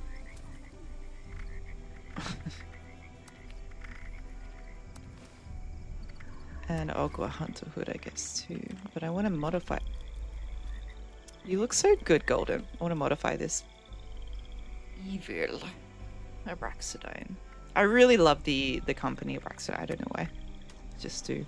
So Cultist Pierce, bloodied, which I am, weapon speed, +3 strength, and then as a cursed weapon you also get +15 attack speed. So I have +55% attack speed as a base, and then I can, if I had any good 4 stars, then I could make it even better, but I'll put the sharp mod on it. Give it some bleeding damage, I guess. Yeah. What skin is it? This, it's not it's the Elder's Mark, so can't change it. Can't change that skin, unfortunately. It's cool, but you get it from doing the event that we just did. Base, you did it. You got Stinky. Well done. Now you can't change it. Yeah, this is Elder's Mark. And then I already have my cursed shovel, which makes the most amazing sound. Wait, what's the damage on the shovel? My Barely Knower does 863. It's a slow speed. Wow, the Cultist Piercer is slow, but look at... Okay, the damage is insane on that.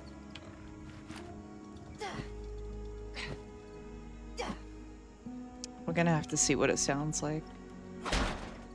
Oh! It's not... Like, listen to the shovel. Oh, I guess I need to hit somebody. No, you're in power armor. Let me get out of your power armor. I like the bonk sound, because if the Cultist Pierce, I doubt the Cultist Pierce will make a good bonking sound. That's the sound. That's the good sound. So, oh, yeah, it's all right.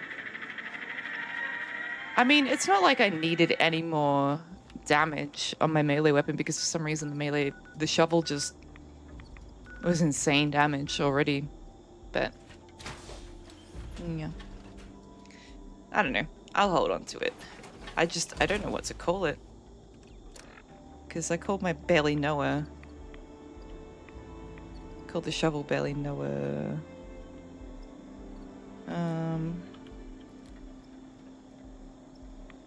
Cultist Piercer. What do you even call this?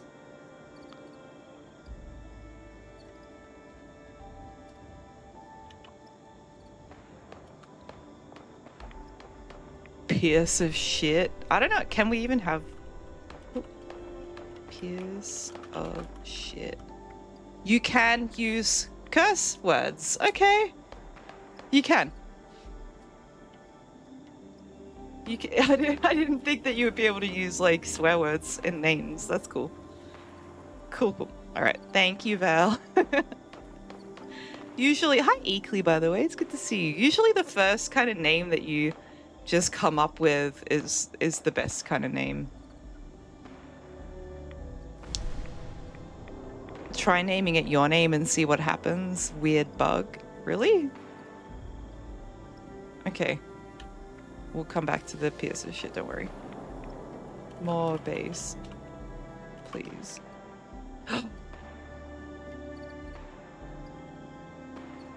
Oh, okay. I thought you were like special for a second. No, turns out that's just how it is. So,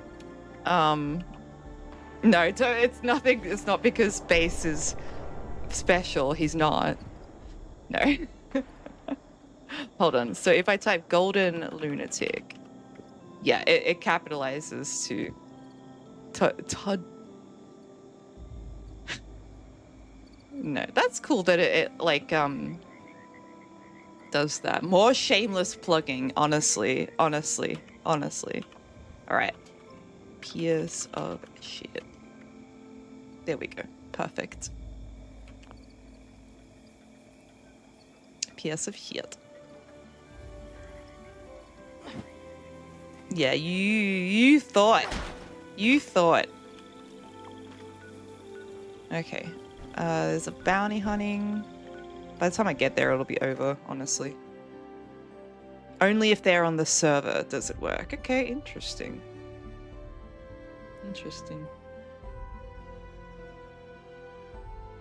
That's cool that it does that. You could have played that off, yeah. You could have. Murder, you suppose they don't care about swear words in there because nobody else will see it ever. I mean, there's that. There is that kind of aspect, but also, you know, they didn't really care about recording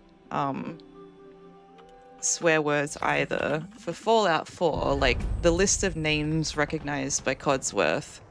I'll show you guys. So you know how at the start of Fallout 4, Codsworth can call you, you know, if you name your character Anna, you'll be called Mr. Anna or Miss Anna or whatever. But all the way down in F, where is it? Where's F? I don't even know anymore. Okay, wait, where is F? Yeah, you can be called Fuck. Mr. Fuck. Or Mr. Fucker.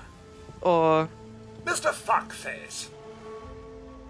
So, I don't know if they really do care too much about swear words, you know, when they're doing stuff like that.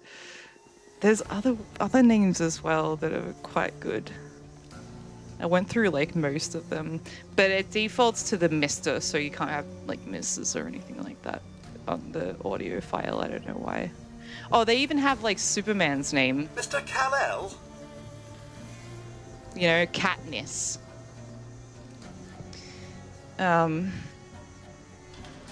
Just some weird names. Mr. Morpheus? Mr. Morpheus. Mr. McFly. Mr. McFly?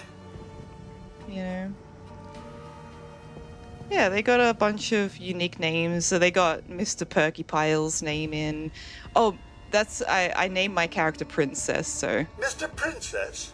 Yeah, they should have added Noob Slayer 69. They should have, yeah. Obviously. Yeah. It's quite a big list, but you know, you can be Mr. Sexy? Mr. Sexy. Yeah. This one I don't like. Mr. Slit. No, don't like that. Don't like that. Don't like that. But yeah, so I don't think they care too much about swear words or rude words or anything like that. Not gonna lie. It's in alphabetical order. Why did I scroll so far for F? I don't know, because I'm just... I don't know, bit slow today, bit slow. Is that okay with you?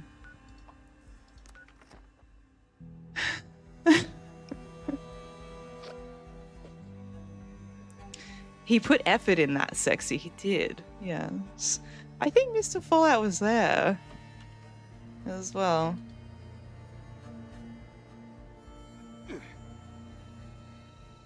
No, Mr. Fallout was not there. Yeah. Oh, this one. Hold on.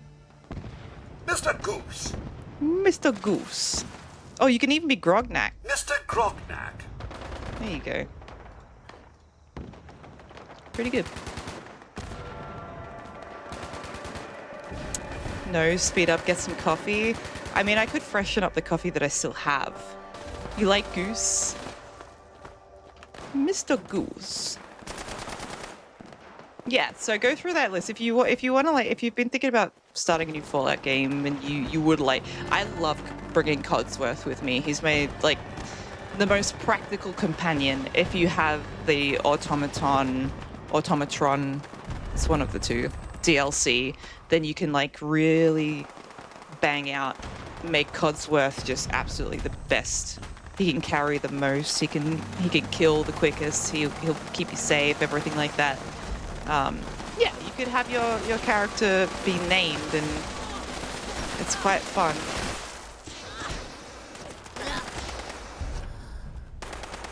Yeah. Implies there is a Sean Fallout. Oh, that's good. That's true. If your surname is Fucker, then Sean's canon name is Sean Fucker. Interesting. Okay. Or Sean Goose. Sean Princess. Yeah, bunch of... that ruins it all, really. Val, do you know if you name your character Todd Howard, he calls you Daddy? I wish. I wish. I think someone did make Todd Howard. Todd Howard in Fallout 4 character creation. Didn't someone try to like make him? They didn't do a very good job. I don't know. They made him in Starfield, which I don't know how they do that because Starfield's character creation sucks. You know. They just... there you go. That's it. Anyway. Why is Goose so funny to you? It's just a good word. It's a solid word.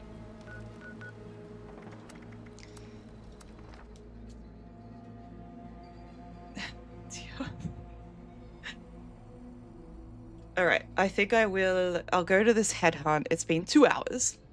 I think, I'll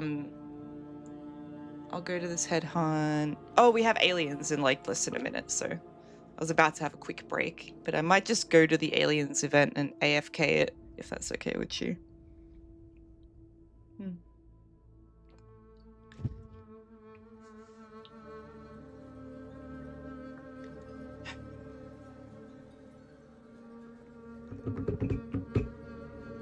Oh, curious what... I was just trying to read that. Curious what dialogue? Not really. Trying to read the loading screens.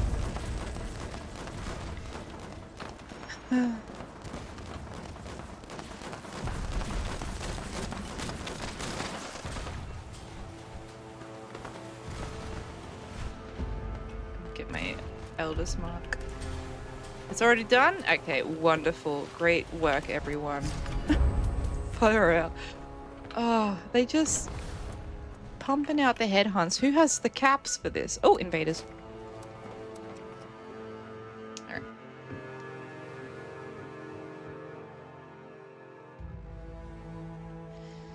Alright. I suppose now, this current... It's free, I know, it's free. It's just as soon as I get there, it's already over, you know? But yeah, this current event, seasonal event, is the perfect time for doing the deep dive on the Giddyup Buttercup, which is coming up, I think, soon. But we'll get the aliens done and then I'll have a quick break. You got 40 wanted posters in your stash box? Didn't it cost like 5k caps? To get a wanted poster. How much do I have? I got 20. I need to refresh my... You can get them from grunt hunts. Ew! Wow. Shows you what I know. You're curious about Giddyup Buttercup. Good. Stay curious. You got 111. Well, okay.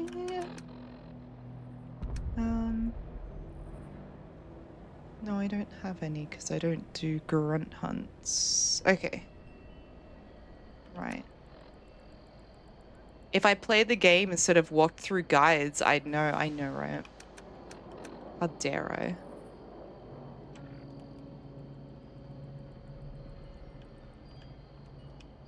Hello there. I am Homer. You can think of me as an interested party. My God. Those brainwave siphons are collecting unauthorized data. To put He's going home. We must lure out the alien Val commanders chooses in violence control of the every force day, field. not gonna lie. You may want to keep your That's why I distance love from her. the siphons, as they emit painful energy pulses when processing brain. Has anyone figured out the exact percentage drop rate for bounties off of grunt hunts? No. Has anybody figured that out yet?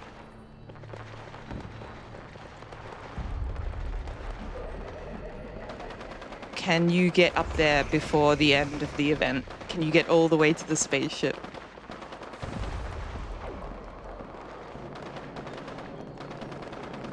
Oh, it just disappears. An alien commander is coming down to protect the brainwave siphon. That's a good photo. Off you go, base. No time to lose. Destroy that Oh, it just, brainwave like, siphon. just... Yeah. Have they started? Yeah, they started disappearing back into his inventory as well. Yeah, there they go.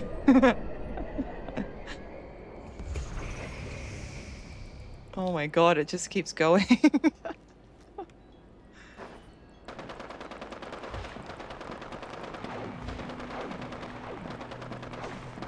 You're almost there.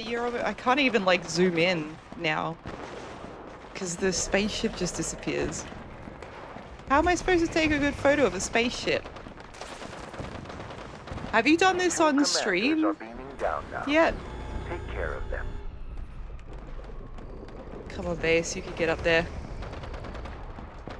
I can't even like zoom in to see how close you are to it.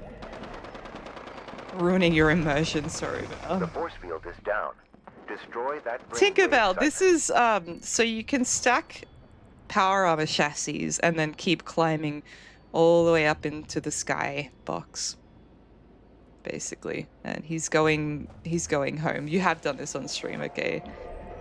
Can you see Todd in there? Base in the beanstalk, it is. Base in the magic beanstalk. Wow. Oh! Whee! They're actually shooting at him as well. They're like, get down from there. Fuzz, his timing right now is scary. Hi, Fuzz! Yeah, I think he's in there. I think he made it in. I think he's all the way in there. Oh my god.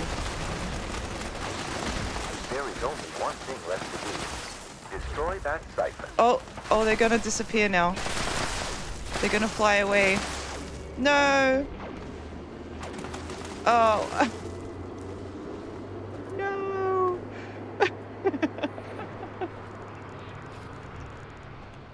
Oh, poor base. Oh. Yeah, I'm glad I didn't AFK then. Wouldn't have seen that. That's amazing. There we go. I got a tag at least. That was very well done. Like, oh. Yeah, well done.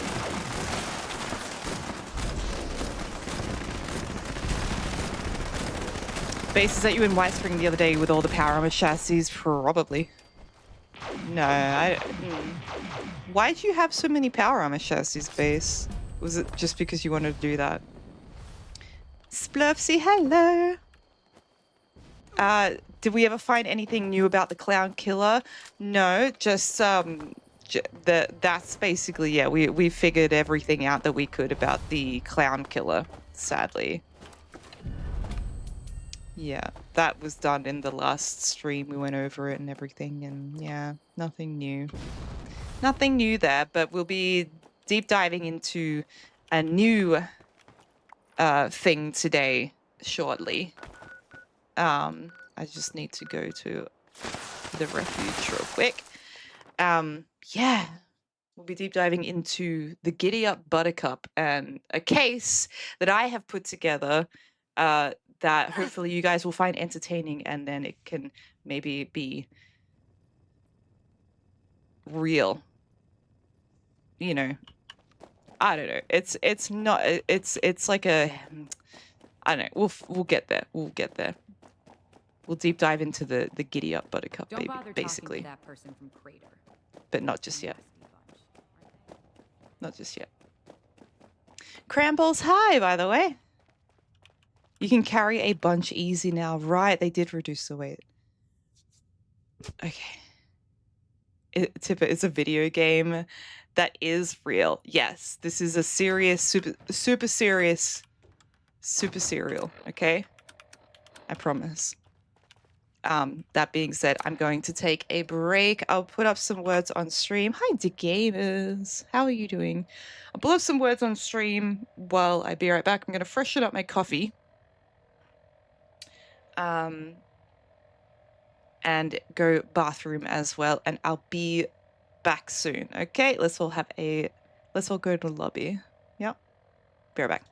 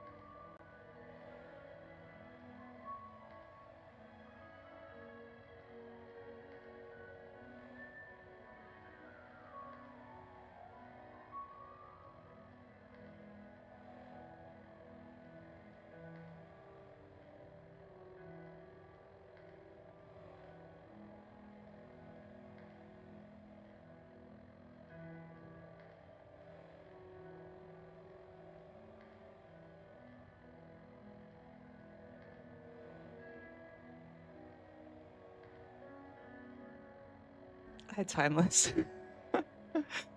I see Karma and Timeless tried to do the same word. Yeah, well done. All right. I've got my detective jacket on. Detectiving. Do I look the part? Hopefully. My goodness. Automod got it. It's a word. It is a word, yes. Not for Twitch. Business is booming at the Artisan's Corner. I want to see.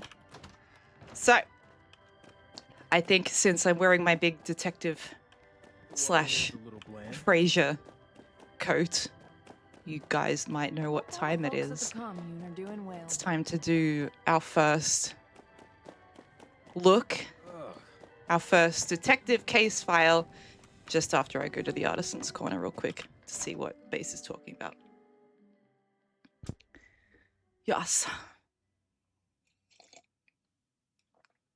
I don't have a fedora or anything like that, though. Unfortunately. Just not that cool, you know?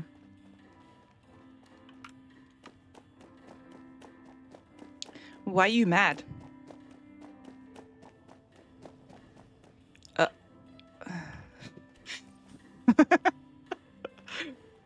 That's a really neat line. Yeah. That's a really, like, exquisitely neat line. Look at that. Wow. Everyone's impressed. Yeah. Oh, you're angry because you're impatient and you're waiting. I see how it is. Okay. All right.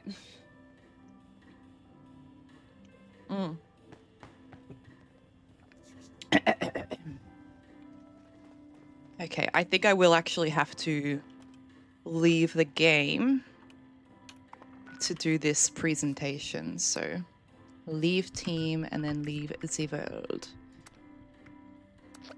Must be some good sales indeed. All right. Are we excited? I'm nervous. Let me just get my Word document prepared and my case file out for you guys. All right. I'm scared. But what I'll be doing basically is I'll be reading off the script that I wrote and won't be able to look at chat, like, or read chat because I didn't give myself any pause. But yeah, we're going to start the deep dive into the Giddyup Buttercup that took me like 3 weeks to put together, I think. It was a long time. It was a long time. Actually, I might be able to see how long I've been trying to do this since at least the 22nd of February, and it is now the 27th. No, at least from the 27th of February, and it's now the 22nd of March. So that's a long time that I've been trying to put this together. So maybe even longer. I don't know. We'll see. But where are we? We have the images up. We have the script up, I believe. Okay. It was the ghoul in the kitchen with the sickle. Okay. I can't read chat. I've got to leave it alone.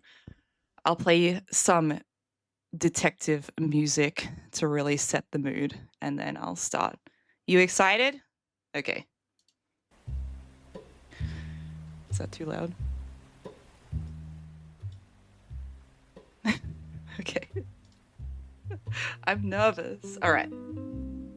That might be a little too loud for me. Okay. I am here today to ask the question, what is Giddyup Buttercup? So, the Giddyup Buttercup is a toy designed for children. It's a child-sized mechanical rideable horse toy designed by Wilson Automatoys in 2042. We see it for the first time in Fallout 3 during loading screens. But for some reason, we don't see it in the game as of yet. Fallout 3 was released on October 28th, 2008, with DLC releases coming out the following year, and in August of 2009 is where we finally get to see the Giddyup Buttercup toy in the DLC Mothership Zeta. So, why Mothership Zeta? Why introduce the physical version of a child's toy in a DLC all about aliens? When the DLC is started, we eventually come across the Giddyup Buttercup inside the mothership itself. It's found in the interior location known as the Research Lab, and the lab is described in the official game guide as such. An initial chamber has a variety of vehicles. Witness the depth of the aliens' malevolent fascination with Giddyup Buttercup as you delve deeper into this laboratory. Row after row of steely-eyed robotic horses stand motionless, ready for the call to strike and overthrow their human riders. They're ready for the call to strike and overthrow their human riders. Also, in the Fallout 3 Official Game Guide of the Year edition by Primer Games, is a brief section dedicated to the Giddyup Buttercup called Buttercup Runneth Over, where we are given a quick guide on navigating part of the spaceship and are led to what is called the Buttercup Production Facility. We are then told to prepare for a shocking revelation in which the aliens have taken an unhealthy interest in weaponizing the robot horse. But why? Why would the aliens use, of all things, a child's toy as a potential weapon? They already have access to weapons that no human on Earth could even imagine or create on their own. And what about the malevolent fascination that the aliens have with the toy? Maybe we will be able to glean some more information from what else we find in the DLC. So, let's take a look at what else the aliens have on board their mothership. Or, who else? The aliens have captured people from Earth and kept them as captives on their ship for over hundreds of years. When we wake up on the mothership Zeta, we are met in a cell with another abductee, Soma. As described in the Fallout 3 Official Game Guide of the Year edition, Soma is one of the few Wastelanders unfortunate enough to have stumbled across Recon Craft Theta and been abducted. Prior to this, she was a slaver working in conjunction with Paradise Falls. She has a sweet, calm disposition that is undercut by a sadistic streak that shows through when she's under stress. She's used to being in charge, but is aware that she's out of her depth aboard the alien ship. Aside from providing supporting fire, she can repair any items that may need fixing, unquote. So, the reason she is an abductee is because she stumbled across Recon Craft Theta, and through conversation with her, she tells us she was originally going to scrap the spacecraft for parts and materials. She tells us she was a slaver from Paradise Falls, but her skills lie in tinkering with machines and stripping technology for scrap.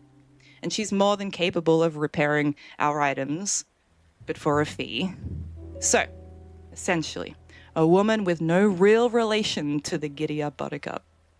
Or that's what we think. Next, we meet Sally, a young girl that was abducted shortly after the bombs were dropped in 2077, and she might even be from West Virginia, as there is potential evidence in the details of a story of an alien abduction that we find on 2 holotapes in Fallout 76, Who Goes There, Part 1 and 2.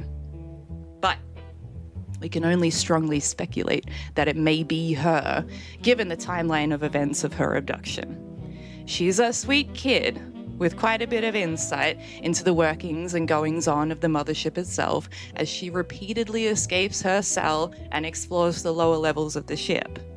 The most interesting part about Sally, in my case here, is that she is the exact demographic for which the Giddyup Buttercup was marketed toward. And she even has dialogue found in a holotape that the aliens recorded while she was captive. So, let's have a listen to that now. Hello, Mr. Alien. Yeah, I know. I'll talk into the thing. I don't know why you brought me back here. We've done this a whole bunch of... Hey! Giddyup Buttercup! Wow! I always wanted one of those. Why do you have one? I don't understand. What do you want? It's a toy. A toy! Why are you so excited? You're weird. After listening to that, this tells me that the aliens were repeatedly performing different experiments on her to get her reaction to certain items. It also says that while she was fully aware and familiar with the Giddyup Buttercup toy itself, her family wasn't wealthy enough or didn't want to buy her the toy, as it was usually for rich kids, which is a detail that is repeated by the next abductee aboard the ship that we meet, Private Elliot Turkorian, where he states, "Hey look, Giddyup Buttercups. All the rich kids had them. Waste of money if you ask me." Let's move on. Elliot Turkorian was a pre-war medical doctor that lived and worked in Washington at a civilian hospital before 2076, when he enlisted to serve in the Army and was eventually trained in the research, use, and development of cryoscience. He was deployed in the 108th Infantry Battalion to Anchorage, Alaska in mid-2076 to serve in the Sino-American War, and was the lowest-ranking former soldier, a buck private, with his role being a medical technician. Now, this is a side note. You might be thinking to yourself, the 108th Infantry Battalion, that sounds familiar. Well, you would be right to think that, as this is the very same battalion that Nate from Fallout 4 was a part of. The only distinction is that Nate was in the 108th 2nd Battalion. So, while Nate and Elliot may have been deployed at the same time in the same region during the Sino-American War, it is highly doubtful that they would have ever met or known each other due to multiple factors, such as Elliot being the lowest ranking former soldier, as well as a medic in the 108th Battalion, and Nate may have been a higher ranking soldier due to his knowledge and ability to use and recognize power armor in the 2nd Battalion, and also coming home as a decorated war hero. Still, it is nice to know that Elliot and Nate served together in the same battalion and that there is a connection there at all. Sadly, things did not end up with medals of valor for Elliot, as he and his team were abducted by the Zetans in the night in the midst of the Battle of Anchorage sometime between mid-2076 and early 2077. He never even got to find out that the Americans won that battle, and all his knowledge and education of medical science and cryonics would be all for nothing. Or would it? Cryonics, or cryoscience, was one of the major interests of the Zetans, it seems, due to the extensive use of cryogenics seen on the mothership itself.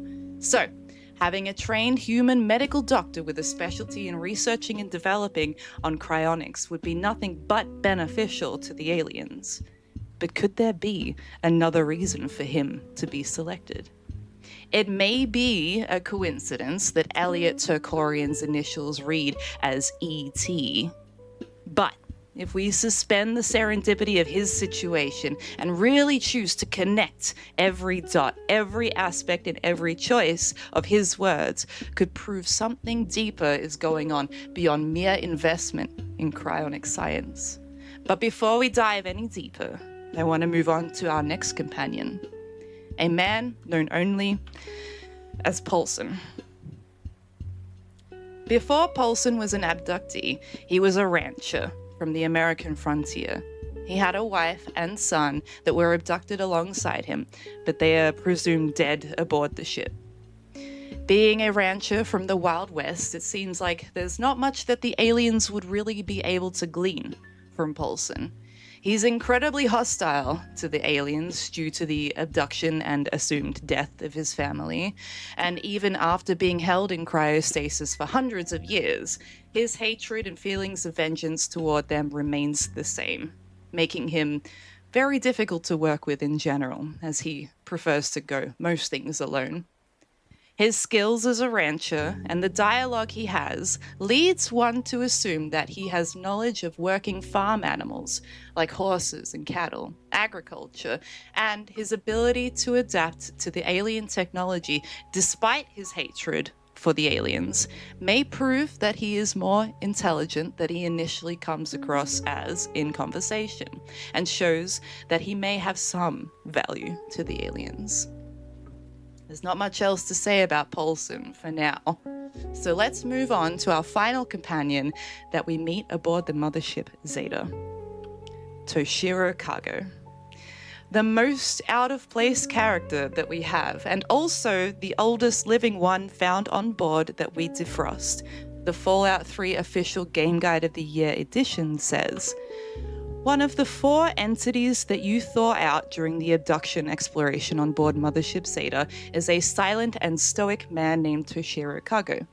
His lack of English and your inability to converse in Japanese mean conversation is never more than stilted gestures. Paulson refers to him as the Chinaman, until Sally corrects him. It appears Kago is a samurai warrior and well skilled in sword combat. His armor appears to date from around the Azuchi Momoyama period between 1568 and 1603, suggesting that aliens have visited the Earth throughout history.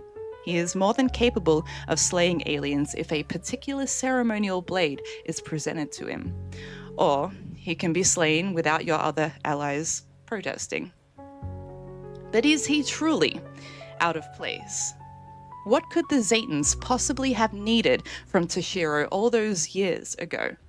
He was a warrior, skilled with a blade, but from what I have learned, the era in which Toshiro was abducted from was displaying a change in how battles were being fought, from swords to muskets. In the year 1575 was the Battle of Nagashino. Forces on the side of Oda Nobunaga, a man considered one of the 3 great unifiers of Japan, fought against and destroyed the Takeda samurai cavalry, a cavalry which famously and traditionally were mounted on horses as a practice known as bajutsu. The samurai fought on horseback, and it was a dominant force in the military until we get to Toshiro's timeline, when the tradition began to die out. Bajutsu's decline, I believe, was a significant enough event in human history for the aliens to recognize that this might be the last chance they have to get a true horseback warrior in their attempt at collecting information on how humans used the creature for transport and war, an almost untainted perspective for their own data collection. And after all this information we have about the captives that we meet aboard the spaceship, I've been led to connect them all together on one point. Despite their obvious and complete disconnection with each other, I'll tell you now. The aliens abducted a samurai, a warrior with knowledge of war horses from an ancient time, skills of riding, and perhaps maintenance of horses. They abduct a rancher that speaks openly about riding horses and would have taken care of and perhaps even trained horses. Capturing a crew of soldiers, a medical doctor, highly educated and familiar with cryogenics, but also physical biology, and would likely have familiarity with horses that existed just before the bombs were dropped, and knows about the Giddyup Buttercup doll itself. A young girl that always wanted a Giddyup Buttercup, but had never seen a horse in real life. Picture perfect, demographically ideal, just like the posters. She would most likely know how to use the mechanical horse and be the most open to playing with it out of anyone on board. And lastly, the prisoner you wake up to, a slaver, as well as someone with the technical know-how to scrap machines for technology and parts. Technology and machines, much like the Giddyup Buttercup. Yes, the connection that ties all of these companions together exists, and it is the Giddyup Buttercup itself. They were all abducted for their unique affiliations to technology and horses. But then, If the aliens are so obsessed with horses, why didn't they just capture horses and keep them aboard the ship instead? Well, before we can answer that, we need to answer the Brahmin question. Why are there Brahmin on Mothership Zeta? I think it almost goes without saying that we all know aliens abduct cows. It's historical. It's a fact. It's also scientifically sound. Historically, aliens have stolen cows, and the theory behind it is that a particular race of aliens are trying to create human-alien hybrids. The human-alien hybrids would be able to live on Earth as humans do, unlike their alien ancestors, but the hybrids would also need to consume the same sort of diet that humans on Earth do. What aliens see of Earth people is that we have many cows. We use their meat, their bones, their milk, their entire bodies, and what comes out of the bodies as well. So naturally, the aliens might think that this would be the best life-sustaining source for them to use. Since cows take up a lot of space, of course, the aliens return what they don't use back to Earth, and sadly, that's where we see a lot of the leftovers left on Earth in the aftermath. So, aliens have accepted that cows are one of the best sources of life-sustaining nutrients and etc., which is why we see the Brahmin being abducted aboard the ship. But then, how did the Brahmin survive the war? Not how. Why? Since the aliens have a vested interest in the survivability of the human race, given their ties to humans, they may have had a hand in the survivability of the cow race too. When we look at how cows have evolved or mutated from the FEV or radiation, depending on where you look, we see them developing two heads, as well as other features. But the heads are part of my main point here. One head has large horns, the other has small horns. This signifies to me that they are both male and female and may reproduce on their own without a mate, making them incredibly resilient to the potential scarcity of their own species in a post-apocalyptic world. Was this an accident? Since the aliens have a great desire for cows, I don't think that this mutation was an accident at all. I think that this was planned. Cows were always meant to roam the earth as long as humans existed there, regardless of the state of the planet, because the aliens made it so. So, where does this bring us in regards to horses? I want to quickly take a look at what we are currently doing on Earth in the modern day with horses. I'm sure we have all heard of sports, in particular, polo. If not, polo is a game where players are mounted on horses and hit a small ball around a field that is heaps bigger than a football and soccer field, as you can see here, really big field. So the horses have plenty of space to run. But the thing about polo is that the horses that each individual player uses actually get swapped out for a different horse between matches, sometimes every couple of minutes. A polo player can have up to 8 horses to change through during one game. This can be incredibly expensive due to the housing, transport, and food costs of each horse, but polo seems to be a wealthy person's game, so they make it work. Such wealthy people play this game that they want to have their own custom equipment. Equipment, meaning horses. They are actually making their own horses. A particular type of horse is bred for polo, as not every horse is the right horse for the game. So, the wealthy individual has begun to clone their most desirable game horse. This is real. This is happening. This is science. It's actually really weird. But this was to explain that all horses are very different. Even in their own special breed, they can have an undesirable temperament or level of innate skill. Even clones. But clones are expensive to make. clones don't always turn out the way you want to. And furthermore, clones of horses still require food and water and shelter and care and training. But cows? It doesn't matter if a cow is fast or slow, mean or nice, as long as it eats grass and gives milk. My point here is that horses didn't survive the war because the aliens didn't deem them practical enough in the inevitable apocalypse. The Zetans didn't think horses were undesirable. They thought they were unmanageable, an avoidable inefficiency. So then, why were there so many mechanical horses on board the mothership Zeta?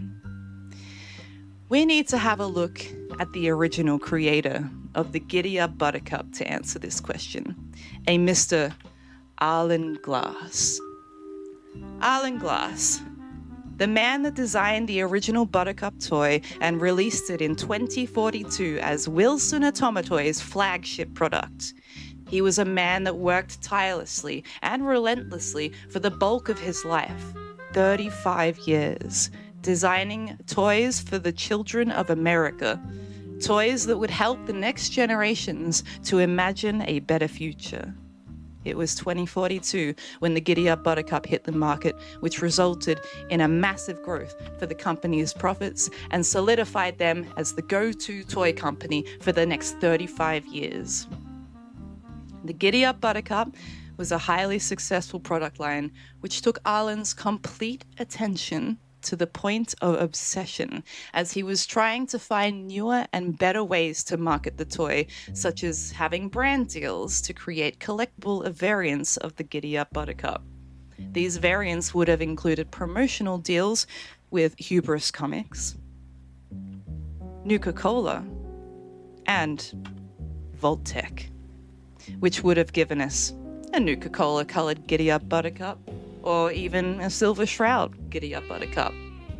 The possibilities seemed endless at the time, and highly exciting, and Arlen dedicated his life to these possibilities. But with that being said, Arlen sadly had been neglecting other important parts of his life.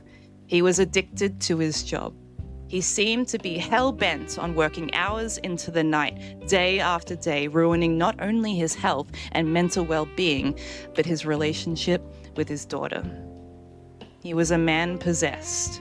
He was trying to provide the children of America with a brighter future by crafting better toys for them, while at the same time neglecting his own child, and he probably thought he had all the time in the world. His daughter, Marlene, was born in 2071, and she loved her parents. As children do, they think that however they are growing up is the normal way people grow up. Her dad was always at work, and this was just how it was. She knew that he was creating toys for everyone, including her, and in her final message to her dad, she still showed the same level of understanding of her position in his life. In Fallout 4, when we help Arlen in his questline, we are sent to retrieve the holotape of Marlene's message to her dad.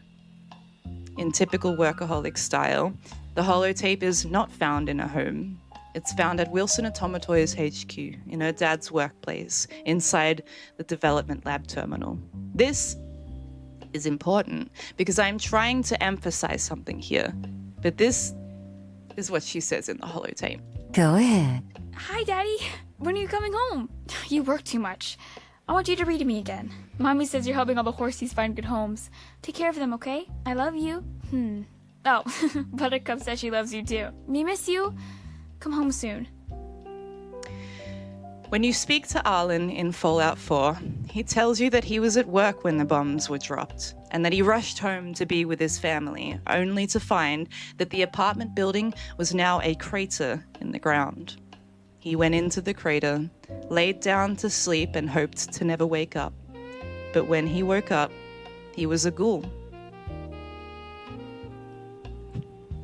This is all very sad, but I wanted to outline this because this is part of my theory here, that all of this, all of Arlen's life, his work, his obsession, his creations, his ghoulification, It was all planned all along by the aliens. From 2042, Arlen had been influenced, perhaps mind-controlled by the Zetans to design, craft, market, and mass-produce mechanical horses so that the public, the world, would become used to the idea of using mechanical horses in the future. It was his goal to produce these horses for the future generations to use. He was hell-bent on this being his one and only true purpose for his life. He could not be swayed. His brain was washed with the obsession to create this horse toy. He was obsessed with having this be in the market and be a part of the future. And when the horses would eventually die away in wars and famines and plagues, and when the bombs were inevitably dropped, then humanity would no longer need to worry about keeping horses alive for travel, for war, for anything, because there would be the mechanical replacement, the Giddyup Buttercup.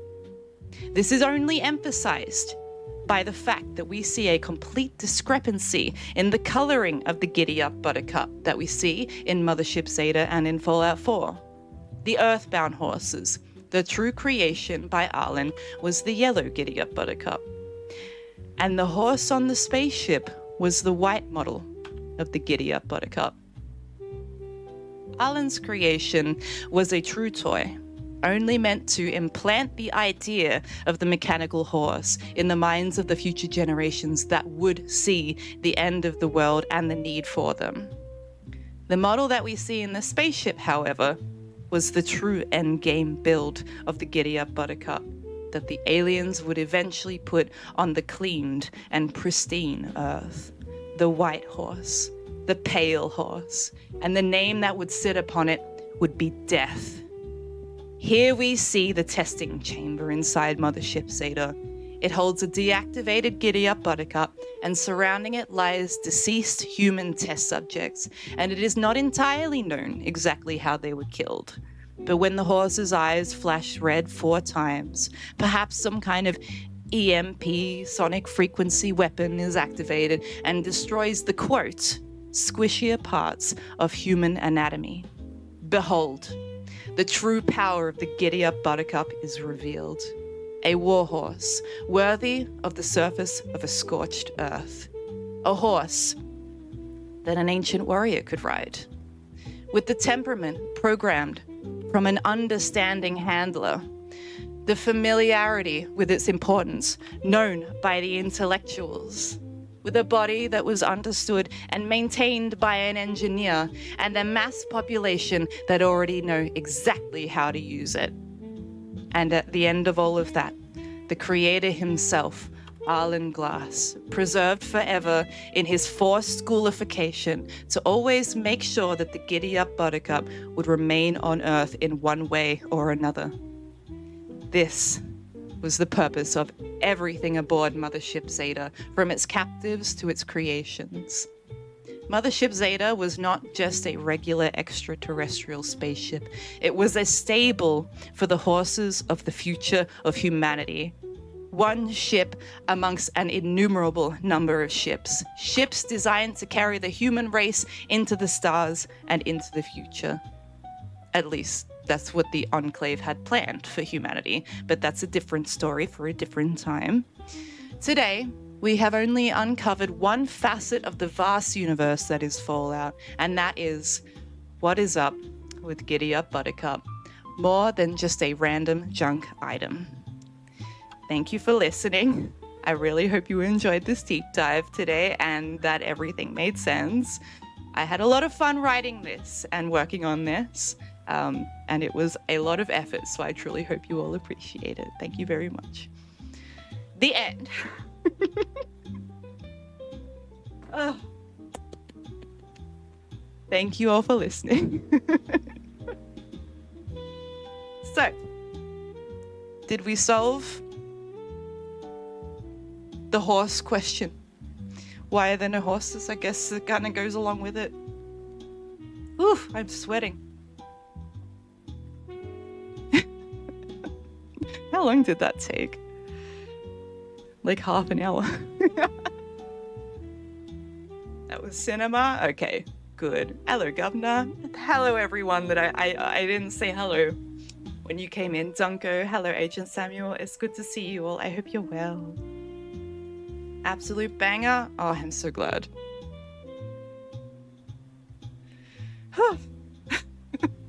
I'm like puffed out. Yeah, that was so much fun to put together. You know, I could have done like a PowerPoint presentation, but I just, yeah, didn't even think about it. But yeah, just going from looking at the horse to basically figuring out a whole lost situation, you know. You can't wait to watch it again on YouTube. I don't know if I should upload it on. Thank you to Detective Chill over here as well for the lovely background music. You thought I was doing a Twilight Zone thing. No, I did a very sweaty deep dive into a junk item that didn't really have too much to it. Now you'll look at your junk differently. I hope so. I know I do. But yeah, that was just over 4,000 words as well. A freaking essay on the Giddyup Buttercup. Not that junk. Oh, I don't know what you're talking about. Okay. Well, case closed. Giddyup Buttercup has been solved. Now, when you see a Giddyup Buttercup, I hope you remember this. It's not just there because it's cute, it's there because it's dangerous. And it also means that since we don't have the white variant running around, that currently in the game, in the universe, the Earth is not perfectly pristine yet. So, yeah. All right. I think that's enough of this guy. Say goodbye. Now I can put that away. And now I don't know what to do with my life. Anyway, let's open the game again. Get back into it. Do some exploring, expeditions, whatever's left to do. It is very hot in here. I'm not gonna lie, that made me sweat. Oof.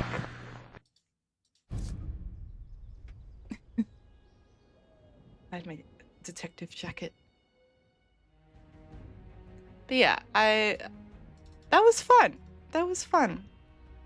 Need a Giddyup Buttercup display. No. We can't, I think the objects are too big that we can't display them, unfortunately.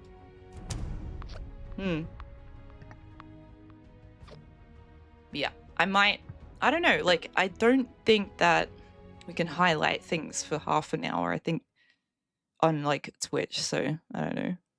I don't know about cutting that and putting it on YouTube. I just, like, the thing about YouTube that scares me so much is people are freaking mean in the comments. That if I cut that and uploaded that to YouTube, I would have 500 people in the, not 500, I would have people in the comments being like, that's wrong, that's wrong, that's wrong, this is wrong, you're wrong, you're stupid, all that. I can't handle that. Agent Sam, you're about to go lay down next to your puppy and listen to her all night. She hasn't adapted to her home yet. Haven't had a full 6-7 hours sleep in a week and a half. My goodness. Give the puppy some pats from all of us, please. Disable comments. That's just the coward's way. But maybe. Yeah, I don't know what I'll do next. The thing is that the less information that there is about an item, I don't know, maybe the more fun it could be. Lord knows that I don't know everything about the Enclave, the Brotherhood of Steel, the major factions. I'm just pretty clueless on a lot of things. surprisingly, but this kind of a deep dive will not be a weekly thing because, boy, it took me a long time to write that. Agent, her name is Otsu. 10-week-old English Labrador Retriever. Lovely. That sounds so sweet. Evacuate civilians and take down Yeah. the supervisors. Once they're dealt with, you'll have to reboot the server. But do we accept that? Do we accept the Giddyup Buttercup having been made as the great replacement for horses, since we don't have horses? In Fallout. Hey, and I will tell you something as well. That the reason we don't have horses in the Fallout universe is because Bethesda thought that it would be way too much for the game. That having a mountable, rideable, like, companion such as a horse would be way too much, you know, programming or whatever, script writing, coding. It would be too much for them to do that it wouldn't make any sense.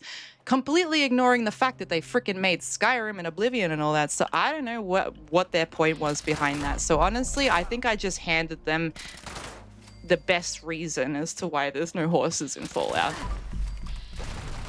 You're welcome, Bethesda. You are welcome. I solved your own problem with my brain. London has horses and they're horrific. My goodness. And isn't Fallout London set like 40 or 50 years in the early 2200s or something? Forest Watch detects all supervisors down. Good job. Responder teams proceed Oh, to action fudge. and get to the mainframe. You need to reset the front-hand targeting parameters. Morbase, maybe a case on why Ward never leaves his chair. I can figure that one out right now. He's relapsed. He's relapsed and he's constantly on Day Tripper. So he can't even stand up. Sorry. It's pretty grim. But, you know, he was an ex-raider.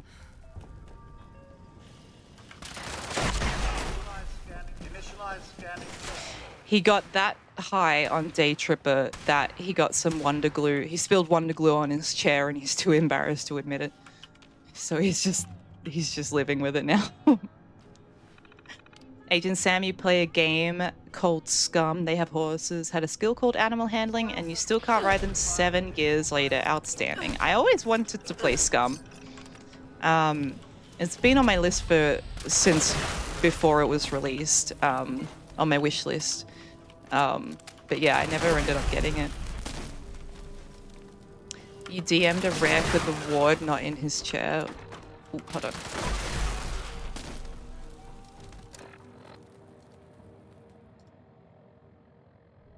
Oh. Damn, that's like an old... That's like your character from 100 years ago as well.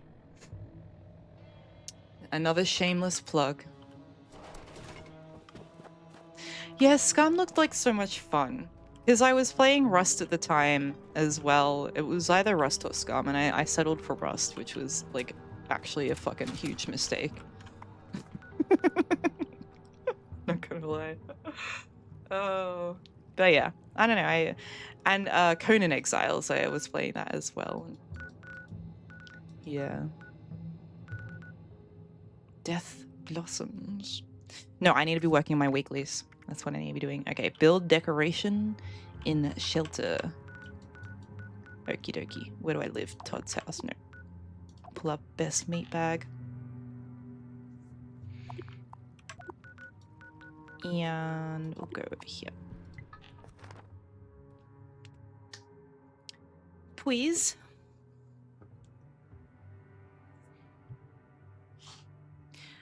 Are you in the server, Morbase, or have you given up on 76?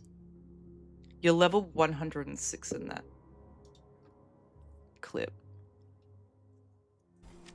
Oof. So dark. Let's go. Oh. Wow. Oh. I walked into this building and it had a radio and I thought that was coming from the radio. It's like, damn, I haven't heard this song in Fallout. You thought that it was what song? That's good, because it fades in, doesn't it? Yeah, so I was like, the closer I walked into the building, it got louder. I thought he was listening to this shit. No. It's his favorite song. No, that's why they had to disable him being able to walk, because he would always dance to it, and it was just didn't fit the Wasteland vibe. Wow. You really thought. Alright, I need to go into my chamber.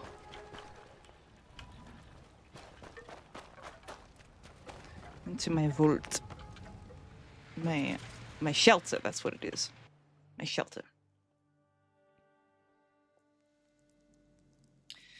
Yeah, you were like, and that's crazy because that character is your main character is like over level 22,000 now, and you were level 106 in that clip. Still had the same hair, the exact same hair, color and cut and everything. Whack. The fade into the song made it seem like it was coming from inside the trailer. You know what? We're just gonna say that it was. Base didn't even know what Westec was, if you can believe it. Yeah, less puckered lips. You stopped sucking on lemons. I wanted... Where is it? Taxidermy, I think. Where's my eggs?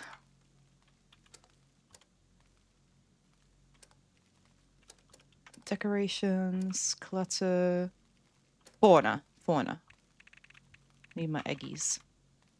My egg decorations. Where will I put these now? Over here. There's not enough over here. 15. 1, 2, 3, 4, 5, 6, 7, 8, 9, 10. One up here. Over here. Why not? One on there. Oh, can I get one on top of the knight armor? There we go. Perfect. Oh, it's kind of... Yeah, it's fine. It looks good. That's that done. Just eggs. This whole place is just eggs. Anytime there's like build 50 things in your shelter, eggs. Only eggs. Oh, look at that. Ulysses Lone Courier. Huh. Hell yeah. Collect a lighter, cigarette, or cigar. Build anything in a workshop or camp. I will go and do that now, actually. I'll go up to Hemlock Holes to do that.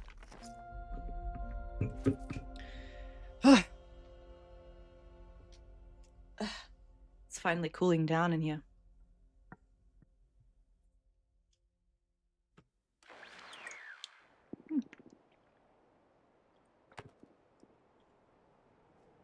Oh, aliens in like less than a minute. Cheat. I don't think I'll have time. I'll just claim the workshop as quickly as I can and then go to aliens. And then come back and do it. Nope, okay. You can hold down camp edit, whatever button you have for camp edit. Mine is caps lock. You can hold that down when you're in a large workshop or any workshop at all. And if you hold it down, it'll tell if that pop-up to claim the workshop doesn't come up, it means there's enemies still that you need to kill in order to claim it. But if you're looking for an enemy and you can't find it, just hold the button. And if you also are struggling to find the red, crafting table, whatever that's called, you can just hold down the edit camp button. It's a good way to do it. Saves you like looking for things. Ooh, I wonder if I'll be able to craft 30 objects. 30 eggs.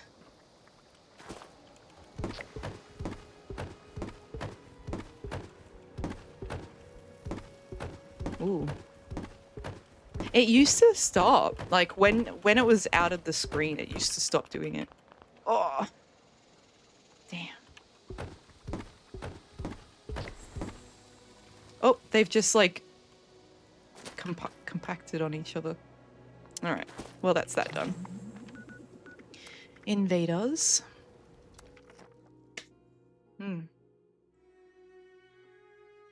Yeah. So no idea what I'll do for my next deep dive at all. I can't even remember what started me on the Giddyup Buttercup. I honestly can't. It was like, I can't remember. I can't remember. Brace yourselves for the commander.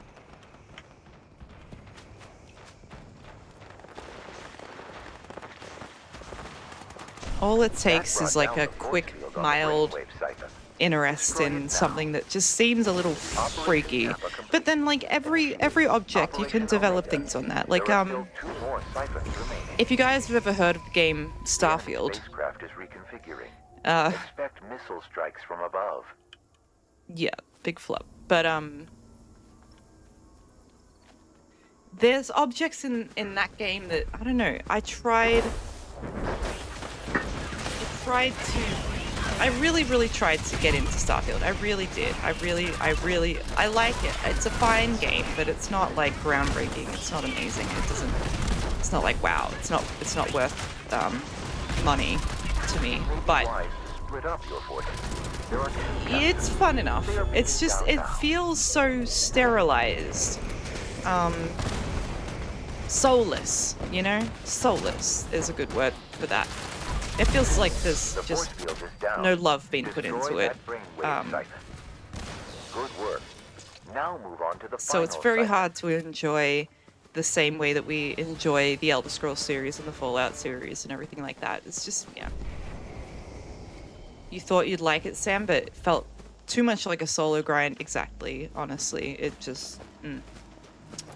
They took the method that they'd put in other games and thought that it would translate well, but it didn't. And I think that... I don't know. Hi, Herman. How are you doing? With the, like, the junk items in Starfield, I really tried very hard to look at them the same way that I look at the junk items in Fallout. Because the closer you look at things in Fallout, as I just proved to you guys, with the case file and the Giddyup Buttercup, is that there's more to see than you would ever think. And that's honestly, filling in the gaps is part of the fun of these role-playing games, right? The final siphon is but in Starfield, I mean, it was too hard because they don't give us enough. I noticed in Starfield that most of the junk items that are around are objects that one would clean with and clean themselves with, as well as smart technology and decorative items, which is all fine, all well and good. But then a very random couple of objects, completely unique, I found, to Starfield, that we don't get, that we don't honestly really see, at least in my looking and experience and everything, other than in the story of Dracula or vampires. So, and I'm not doing a deep dive on Starfield. Hell no. I don't want to buy it. I don't want to play it. But I'm telling you guys. So, in vampire lore, right, they have their coffins that they have their soil in, their soil from their home country in. They can only fall asleep and slumber as long as they have some of the soil that they were born, you know, or unborn on, or whatever. And in Starfield, we have like these items that are very strange if you're just looking at them. I can't even find a picture. That's just like how stupid it is. How simple it is. So, let me see. Does anyone even like it? The wiki just doesn't give a crap about this item either. But I wish I could show you. I might have... No, I didn't get a screenshot. Anyway. On a lot of desks and tables in a lot of houses and just places like all over the place, because the junk items in Starfield, while they seem very vast, they're not. They're quite limited. There's not that many junk items, miscellaneous items. There's really not. So on a lot of desks and in houses, you'll see on people's, like, in their rooms and stuff, a box that is full of dirt, you know, or a bowl that is full of dirt as well. So, soil, like a bowl, just a bowl full of dirt from the ground. And I thought, this is just really strange. Like, how is that a decoration when everything else in the game is like hand sanitizer and soap, cosmetics, you know, things for cleaning, things for keeping your hygiene, personal groomers, pill bottles, you know, stuff like that. I'm just looking at a list now.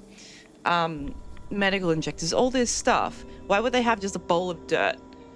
And it's because of the same reason that basically vampires have dirt in their coffins or underneath their coffins or wherever they sleep. Is because this soil in these bowls and in these boxes is the soil from which the NPC's home planet they're from. So they've come to a different planet. They want a memory of home, so they want their own soil. So they put in a box or in a bowl to kind of like remind them of their home planet as like a comfort thing. So there's like a reason for the box of dirt, basically, is that it's to help people remember where they're from. It's quite nice. But I don't know, it's never explained as that, as far as I know, in the game. I had to just kind of figure that out on my own because I was just looking at it. I'm just like, why is this here? Why is this weird thing I've never seen before here? And it's because Starfield will suck the life out of you, basically, just like a vampire, you know. Base BRB. Because he died. Yeah, I don't know. There's a story in every object. Murdercut Starfield is good for one playthrough. The story is decent, and you like the cube food packs. Chunks is probably... The food items in Starfield is probably the best part of the whole game. I'm not even joking. Like, that was the thing that kept me thinking about Starfield, was the food. Like, look, they have a meal called the Deep. And it's like vegetables, mashed potato, and some xenofish or whatever. Like, look at the food. The food in Starfield was genuinely the only good thing about that damn game. That was it. And Chunks was really, really clever. I like that a lot, that they have that. Yeah. I don't know. There's a story and everything, no matter how minute. And even with, like, how I said, there's all these cleaning, soap, moisturizer, you know, random miscellaneous crap junk items that have no meaning, no branding, no labels or anything like that. Just a name and an object. Even that tells you something about the future that Starfield is in, right? That while there's such a minimal amount of objects in the future, you have all of these cleaning products, self-grooming products and stuff like that. It tells you that the futuristic feel is that people are very sterilized and clean, and that's a thing in itself. You know, that's a thing. That's kind of cool. People really put an emphasis on personal grooming, and that's why everyone in Starfield. No, I was about to say everyone in Starfield looks pretty, but I was thinking in Cyberpunk. No, the characters in Starfield are honestly like, they just don't look good. They don't look hot, you know. There's not a single sexy character other than maybe Andrea in Starfield. It's really disappointing. I don't know. I'm kind of the mind that, like, if, you know, I want my video game characters to look good. To look ridiculously good looking, you know, because it's a fantasy world. Anyway, not everyone's like that, I guess. It's fine, whatever. Not everyone needs to see sexy characters. Drink tea. Okay, I can make... What kind of teas can I make? Did I see the DLSS4 changes? No. Oh, Modica, sorry. Tempted to boot up Starfield now and look for dirt boxes. You seem to have forgotten about him. Exactly. It is my job to bring you to the attention of these pointless objects and give them meaning. Meaning in a game like Starfield where there just fucking is none. Oh. Alright,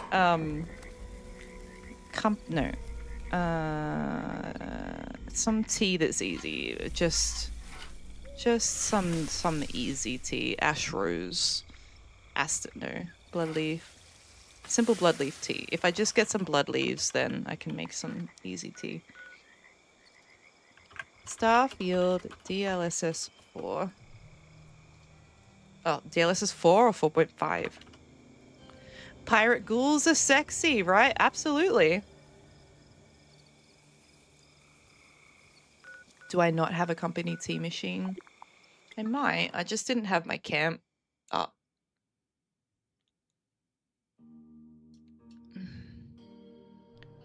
You mean DLSS 5? I don't know.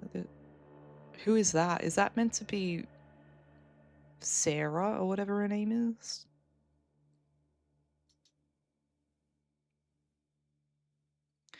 No, like this Bethesda's problem is that the game looked fine. It's just everything else about it sucked. You know, like the character, I don't care. Like, you know, look, it's not Bethesda, this is Nvidia. Okay, that's fair. But I don't know, it's a non-issue. I was physically attracted to Farkas from Skyrim, okay? And when you go back and you actually have a good look at him,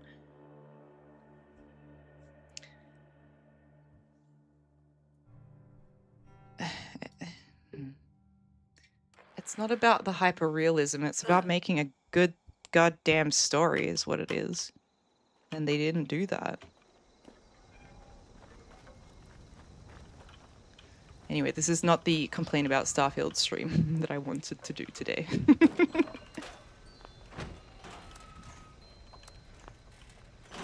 An AI filter. There's a Nvidia trailer with changes to Starfield. The shit that makes the game look like AI. Yeah, I don't really want that. So, see if I have the company tea. I got the soup. I don't think I put the tea in. That's alright. We can make some Fever Blossom tea at least. Is soot flower tea a thing? I can't remember. I'll go get some blood leaf after I do drop connection.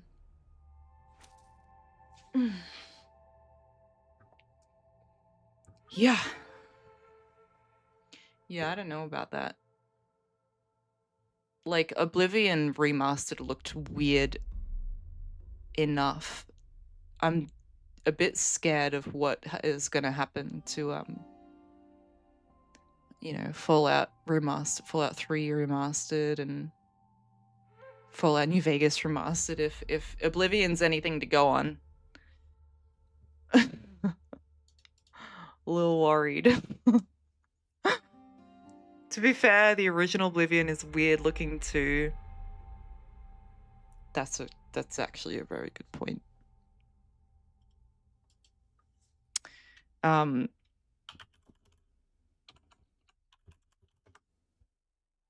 That's a good point, but you know. Members, there is another trouble spot we wish to survey. Look how they massacred my girl. Men and women should proceed to the designated location. Yeah. That is all. It matched the times. Look, even then, honestly. Oh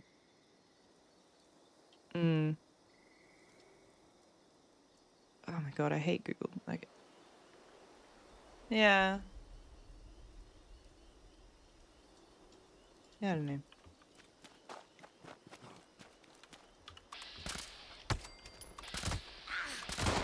I think that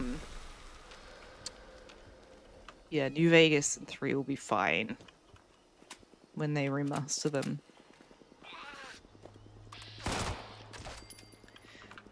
Do we know if 3 and New Vegas are going to be remastered before Fallout 5 comes out? Because I guess like when one or the other comes out, at least we'll know what the other one will look like. You know, most likely. I don't know.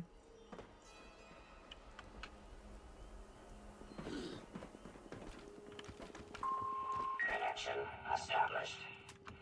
There's no way they're waiting till after. It's so weird. I love Bethesda, but they're very weird people. Bethesda is an entire collective singular entity. Bethesda is a weird person, basically. I get it. What's up there? Initiating surveillance process.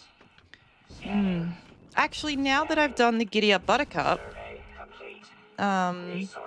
deep dive, I can probably cover the TV show now, which won't be a deep dive. It'll just be kind of like pointing out cool things that I thought were cool.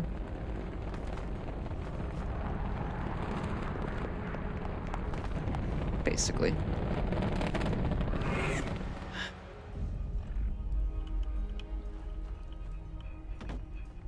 Oh, I need to have some perfect bubblegum.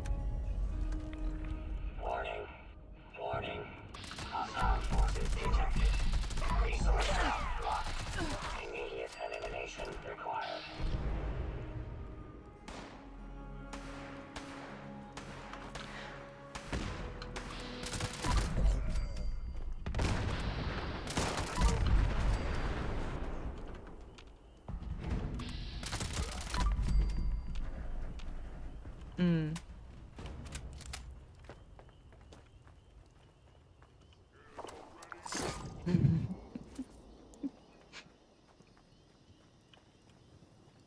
I don't know. I don't know if there'll be any way that I could ever like top the Giddyup Buttercup deep dive. Area secured. Remote unlock complete. Have a nice day. It just went too deep, you know?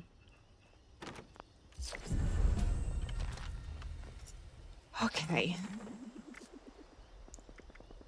We'll see, we'll see. Alright. Make tea. Make tea. I'll find something. Look, there's a story in almost everything.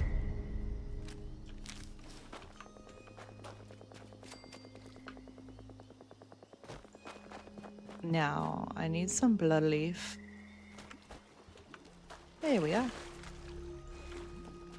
Oh, Ojaru launched a nuke. Excellent.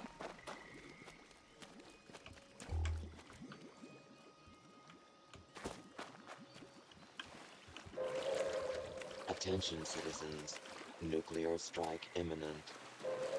Any more Please blood exit leaf? the area at your earliest convenience. Thank you for your cooperation.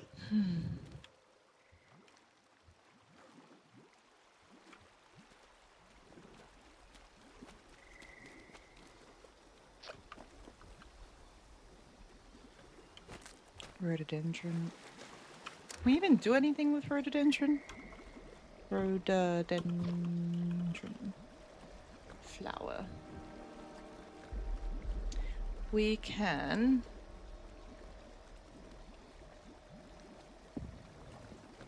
make sweet Labrador tea. Okay, well that's important.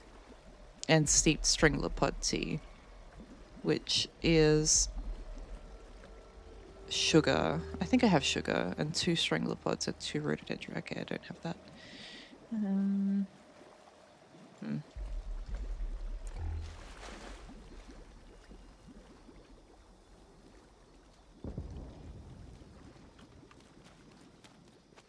Sweet flower.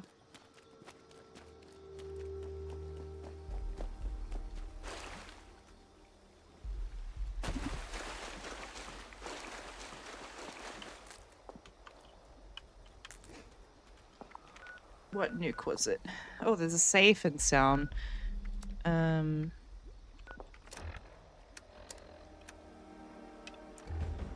there's still a minute. Okay. Still a minute on the nuke. But it looks like it was an Earl.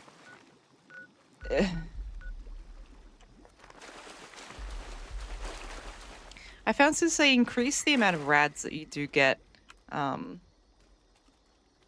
a nuke zone, it's still like I'm still okay. I still survive even in my like Chinese stealth suit. Still do alright, so. Oh. That's just straight up called corpse.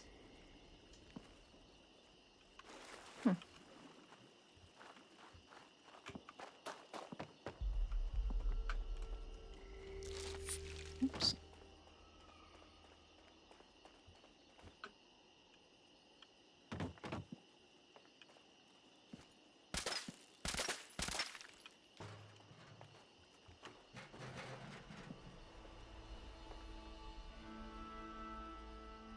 Weird little spot under the bridge.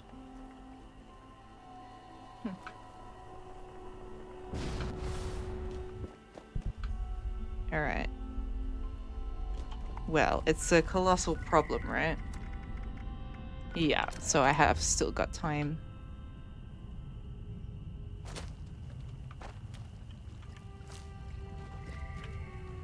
Alrighty. There's some blood leaf. Blood leaf.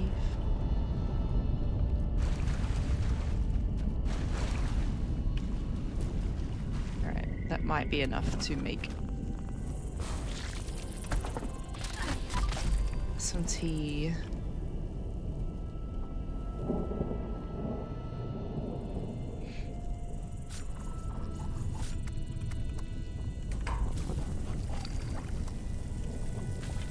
More than enough.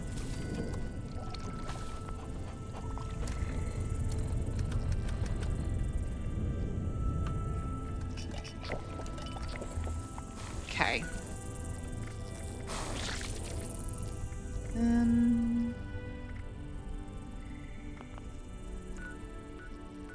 I feel like there's like a lighter inner colossal problem in the mine there.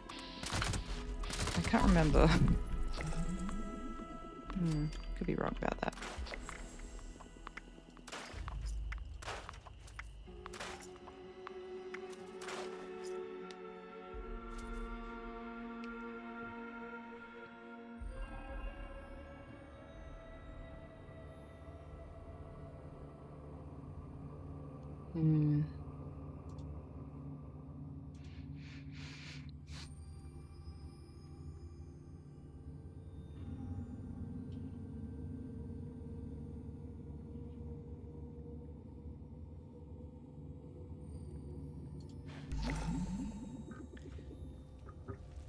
Now I feel like I need to find something to do a deep dive on now.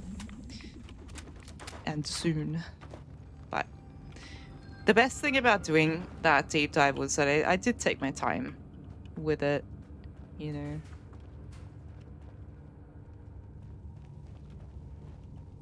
Felt special.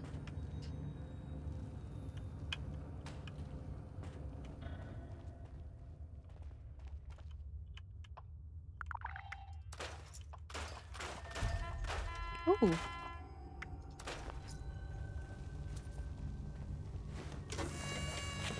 Base, why have you put...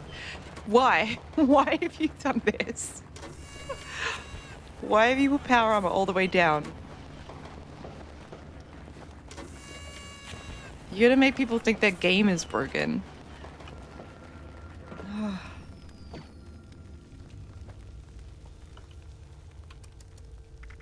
More than it already is.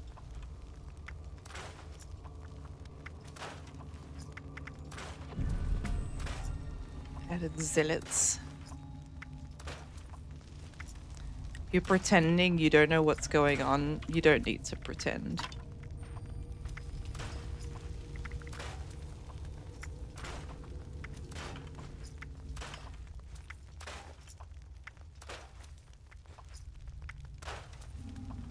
Not even a little. I'm gonna put my regular outfit back on. Sorry, Base. I don't know. I got this Guinevere's outfit on because I wanted to. I made a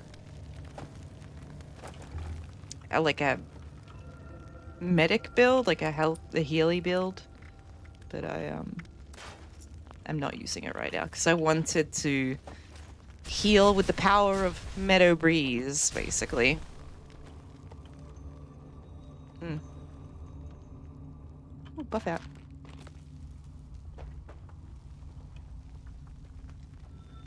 God, Base, what is wrong with you?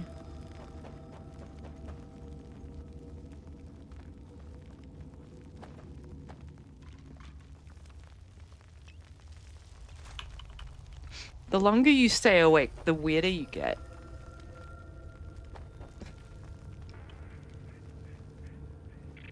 You made Skooma Dealer 463 throw up. Oh, Pirate, you look really good as a ghoul. Yeah, you're rocking the ghoul. Hell yeah. Yeah. Very well done. You look good.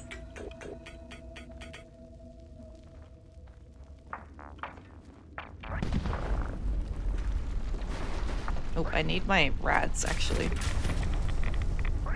The Wade, good morning. Yeah, Pirate, are you happy with ghoulification?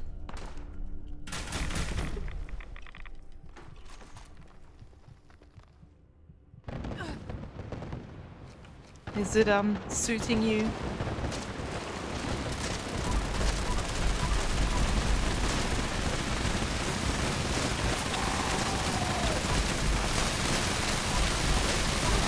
Ooh, I got the... Oh, no, my AP.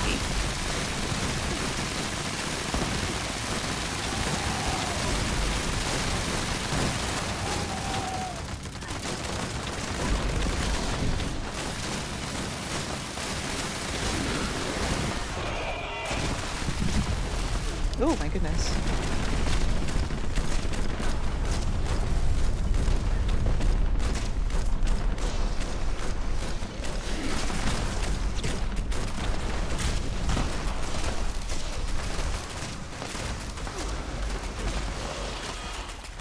Lovely.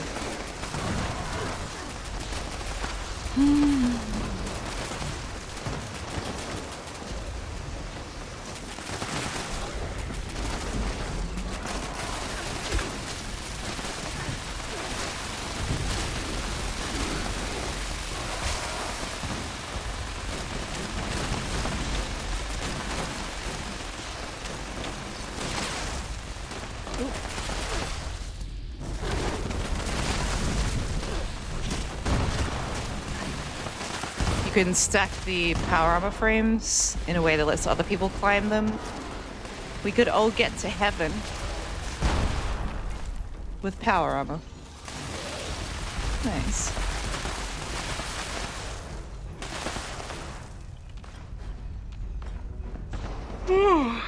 Wait. Philly trees. Nice.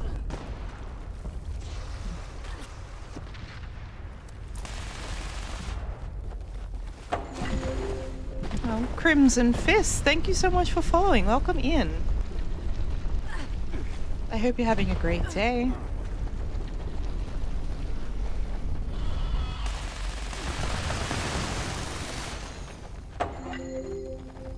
And Marlo, hello. Thank you so much for following too. Welcome in. Oof. You guys should have been here earlier. We did a deep dive on the Giddyup Buttercup.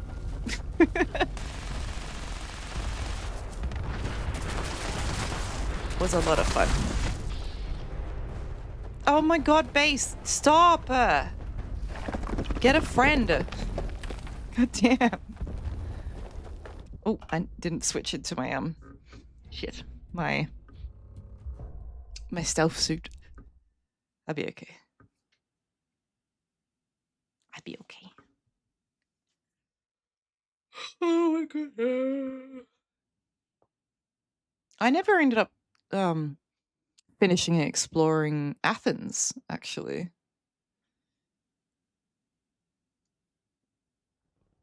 Have you got those power armor chassis on your like Hot Wheel? Is that why you can do that so quickly?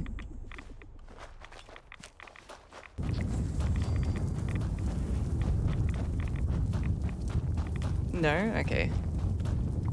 God. Okay. Yeah. There was 2 blast zones, but it's just one's disappeared, so that's good.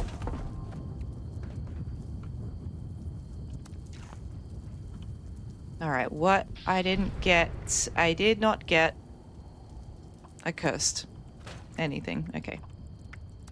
That's alright, I got one earlier.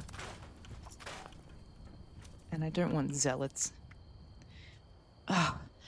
Bring the day when zealots is the meta. Legendary effect, please. I mean, so the Scorched Beast Queen, she's scorched, right? So if you had like a primed zealot's weapon for the Scorched Beast Queen, that could be alright. I don't know.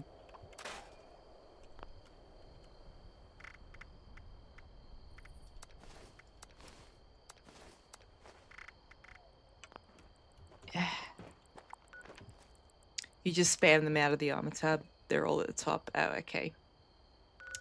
Yeah, you need to stop with the power armor chassis everywhere. My goodness. You ruin it for everyone. All right. Kill 12 losts. I wonder if I could do that. There's not enough lost spawn areas that I know of.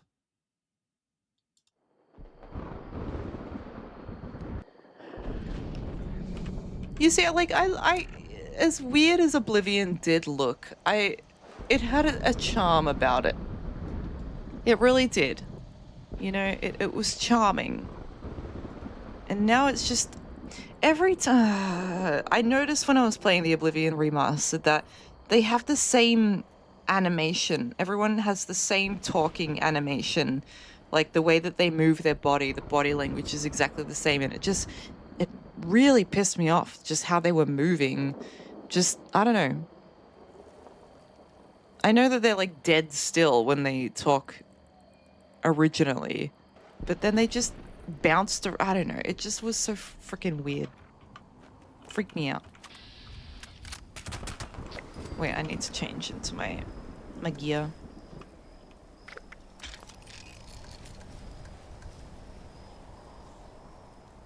It just freaked me out.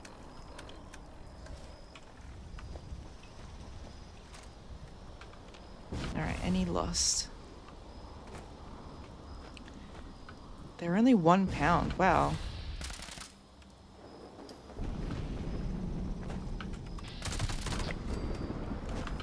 Is that with perk cards and stuff though?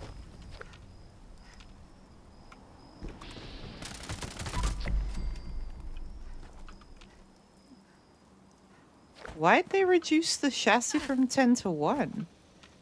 That's a lot.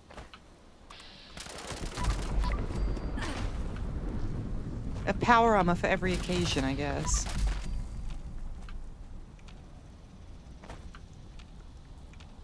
So now that they weigh 1, and your power armor pieces, does it, the power armor pieces like make the weight now?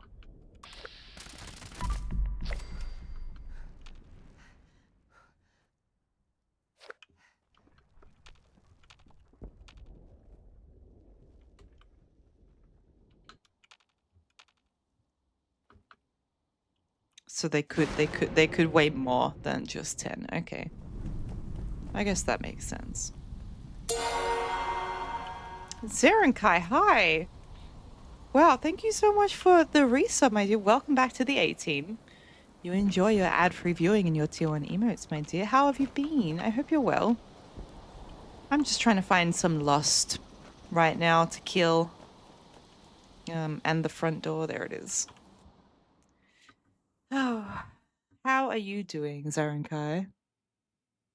You know what? Now that I've been looking at Starfield, honestly, it's the food. It's bringing me back to want to like. I mean, look at that shepherd's pie. Oh my god. I think I'm hungry.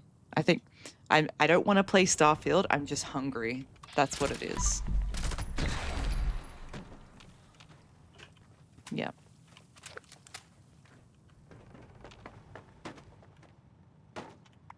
All right. So Slumber Mill Motel.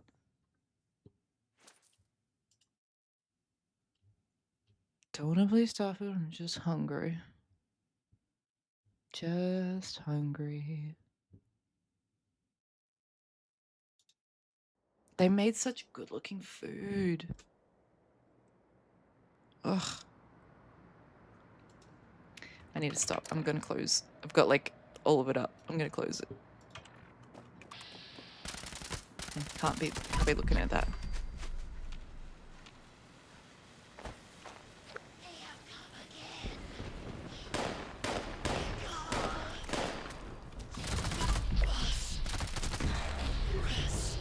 All right, I think I need one more. There's not even one. How is that just a regular picker up? You can see up the top there, just a regular picker up, but then this is a rusted picker up.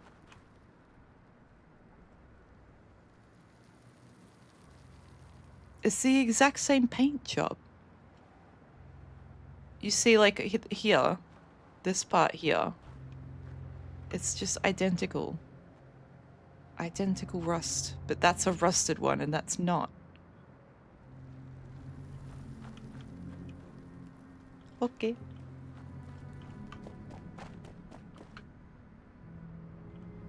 Oh, it's a custom paint job, yep. That rusty look. Where else do Lost spawn, I swear? Where? Lost. They... Inside the Vault 63 organic sector at Research Site Rhineland. Okay. Research Site Rhineland, we'd go there. Yeah, there's not that many locations for them.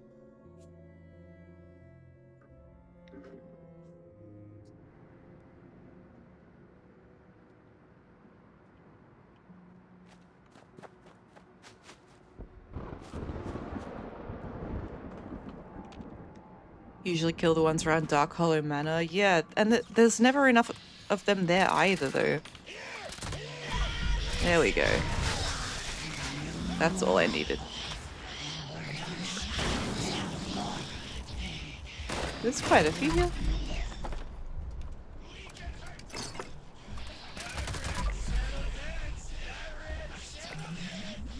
Oh, we can't get in there. Why? What's behind there? What's in there? Can we see? Let me have a look. Let me see. Nothing. There's nothing in here. At least we know now. It's only fair.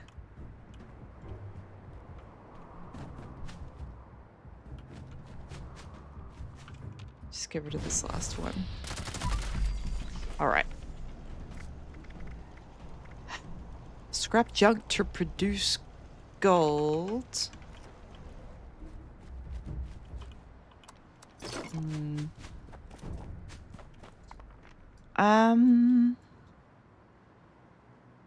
Oh, Heart of the Swamp. No, I will go to Pleasant Valley Ski Resort.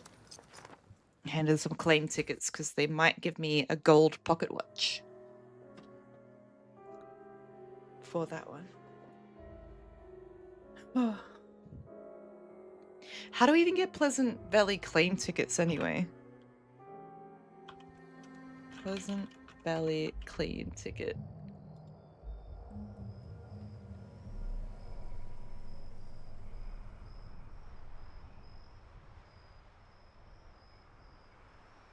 Oh, the items exclusive to claim ticket exchanges are the fancy single action revolver and fancy pump action shotgun, but there is an overall 0.07% chance of receiving a fancy single action revolver with a dummy legendary effect. A dummy legendary effect? What does that mean?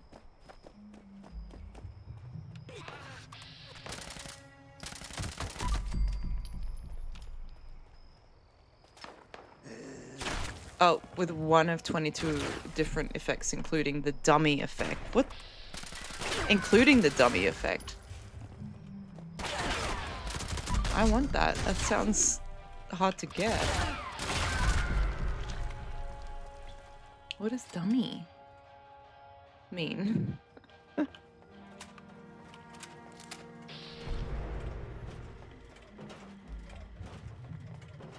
Pie? No pie. Alright, bellhop. Greetings. Do you have a claim ticket? Checking claim ticket. A dummy legendary effect. Here is your checked item. Thank you for staying with us. Doesn't look like I got any gold. Greetings. Do you have a claim ticket? Checking claim ticket.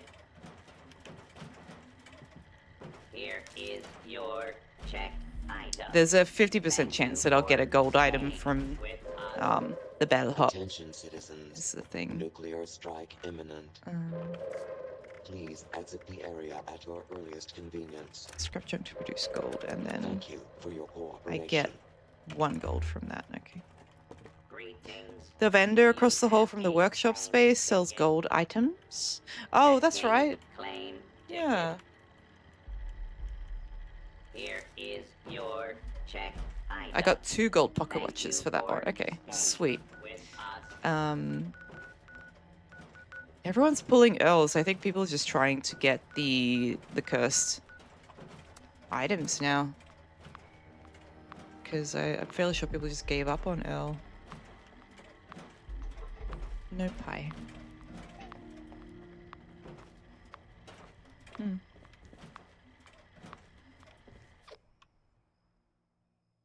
No pie.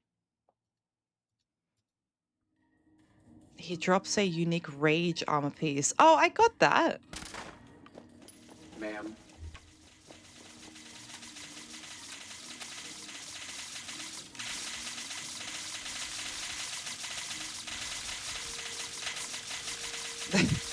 They're washing their feet, I guess.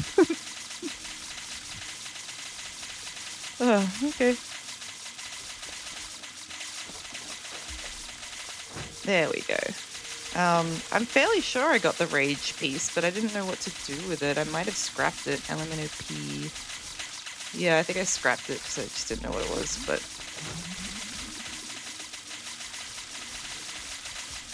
They're changing the rage perk. Look, I don't even know what any of that is. That's crazy.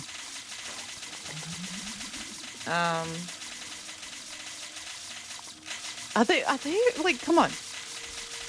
What are they doing? Are they just trying to not... Are they AFK or something? Violation of It's really annoying. policies may result in Very loud. Very loud. I can hear it all the way down the hallway. My god. Alright. Kill 18 more rust raiders. Collect 1 more lighter, cigarette, or cigar. Jeez. Where do I get a... All the ashtrays here are gone, so someone's already come through and collected all of that. Oh, every time you take damage, you get 1 stack. The water gun stacks it on yourself. Huh. Okay.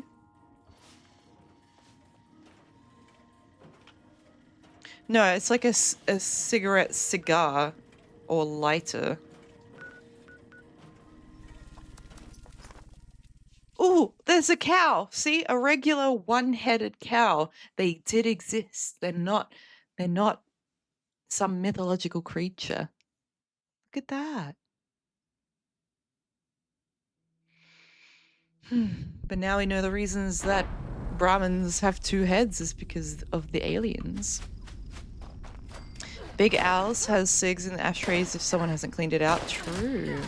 Well, Fish, it's good to see you. That's a good tip. I haven't been to Big Gay Owls in a while, actually.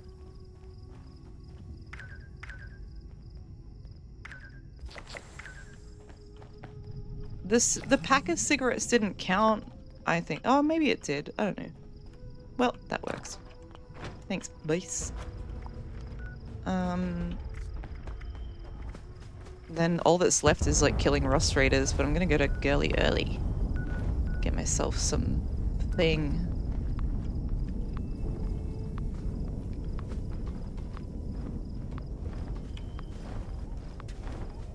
I haven't been to Big L's in a while. There's a lot of locations and like a lot of the like dailies that I just haven't done in forever.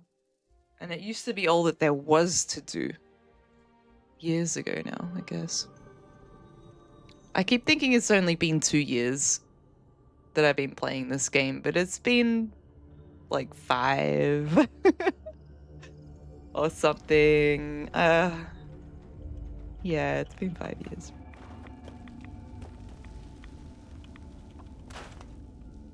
Oh.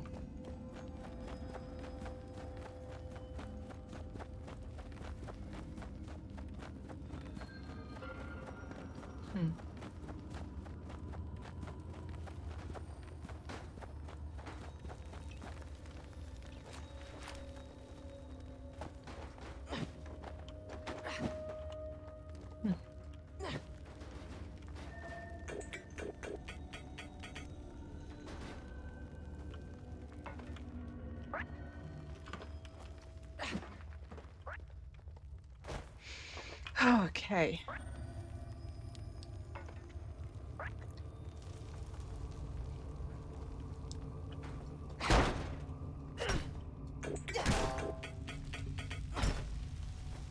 You think you're better than me? Because you have an emote? I guess so.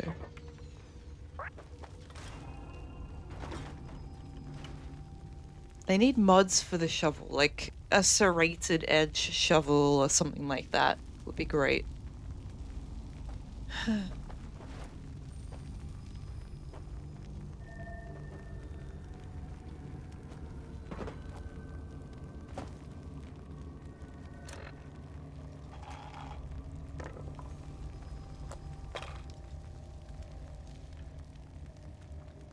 Dummy effect.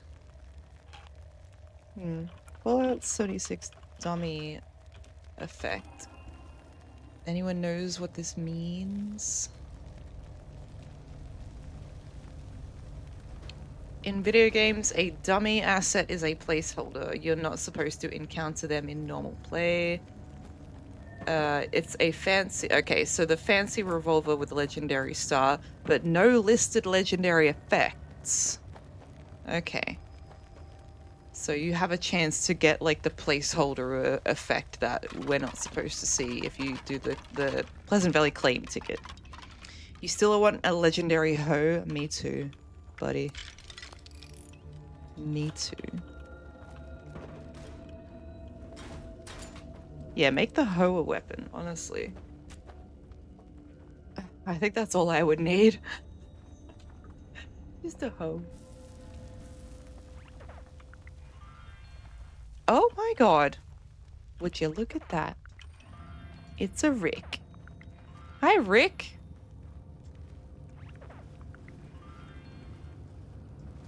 The teddy bear costume was in the Adam shop recently, and there was a bunch of teddy bears running around, and it made me think of you. Made me sad because it wasn't you. Yeah.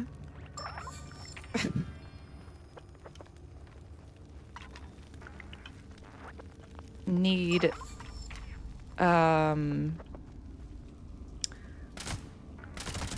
basically all of the random objects. I also want the protest sign to be weaponized, you know. It would be great. It would be wonderful. That's all I want as well. Because I guess you can use any object as a weapon, really. You know, you could even use a stick of soft butter as a weapon if you know what you're doing. Not that I would know, but I'm guessing, you know. Just make everything that you can hold a weapon.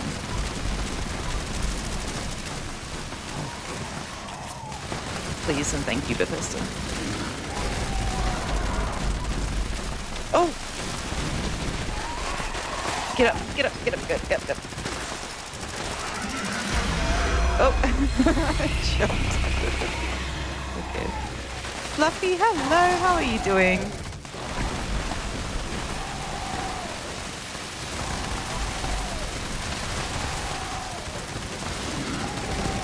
Wait, standing right in front of me, come on.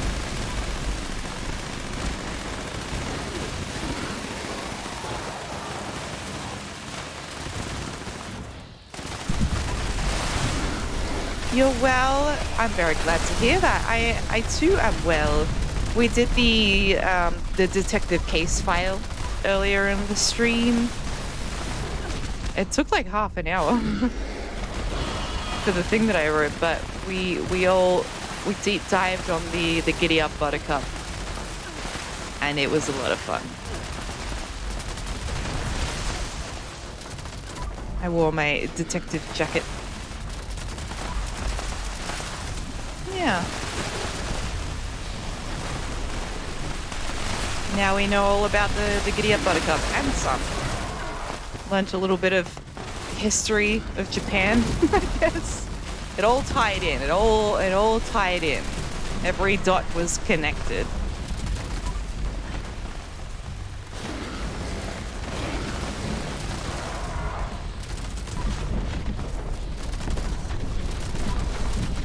And we listened to some detective jazz, you know, that like noir type jazz music as well for it. Really set the mood, you know. It was good.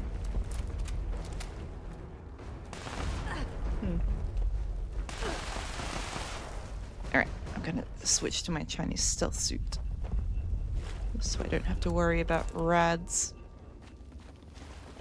Yeah, I might mark like the timestamp. I might get the timestamp and post it in the Discord as well. Because I know a lot of people be sleeping and busy and stuff like that on the weekend, and yeah.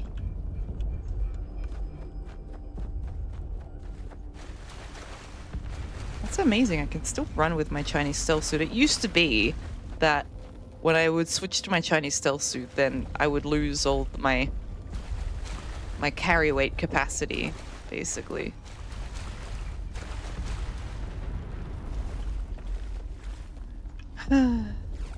Hornwright Industries.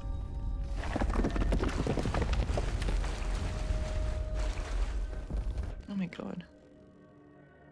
But yeah, I'll have to go back and get the timestamp of when it started. I think it started like about just after 2 hours into the stream. Hmm. Yeah.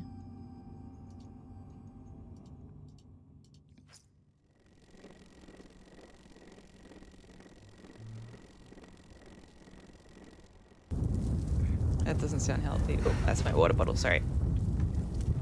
Did somebody die? Oh, no. Somebody just didn't want a bunch of crap, I guess. It's just such a That's magical fair. evening, and everyone. Oh my it's just everyone goodness. looks so spectacular. You know, we're just wanting to be a part of it all. It's a night of magic. What? Come on. Oh no, Munchie. Thank you so much for that massive raid. I really appreciate that. My goodness. Hello everyone. Welcome in. That's crazy because yeah, I will be heading on over to another stream in a few minutes, but I really appreciate that. Munchies, how is your stream? No, I'm not going for another 4 hours, unfortunately. I'm hungry, I'm tired. How is everyone? I hope you had fun with Munchies. Absolute legend. Beautiful human being. I've never seen what they look like, but, you know, you can tell. Inside and out. Very good raccoon. How are you, Munchies? How was your stream? What did you get up to today, Base? Thank you so much for doing that shout out as well. Man, if only you were here earlier, Munchies. We did a whole deep dive. I was just talking about it again, but we did a whole deep dive on the Giddyup Buttercup. And it went pretty deep. Turns out that the aliens are the reason that the Giddyup Buttercup basically exists. And it's also the reason that there are no horses in the Fallout universe. We went deep. A deep dive. Monday night, hello, darling. But yes, that was a lot of fun. I'll be putting a timestamp in the Discord if any of you are interested in that and having a look at what went on there. Monday night hugs and Tuesday morning regrets. Are you two related? Oh, Rick, thank you so much. What is this? Do you not have Fallout first, my dear? Thank you guys so much for following. Welcome in. Base, only a few have seen his legacy face. Okay. Okay. But yeah, a lot of fun earlier in the stream. I'll put a timestamp somewhere in the Discord for people to go back and watch. I'm guessing you don't have your Fallout first, but you're looking great in the green. No, yeah, fair enough. I'll take this off your hands. If you ever need any of it, just ask. I'll give you it all back and more whenever you need. Because I got a bunch of crap in my pockets. Wait, how come I am super encumbered?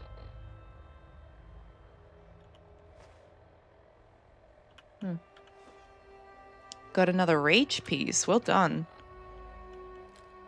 Can I have it? What does rage do? I didn't even look at it properly. Oh, 382 stimpaks. That might be causing me a bit of problems there.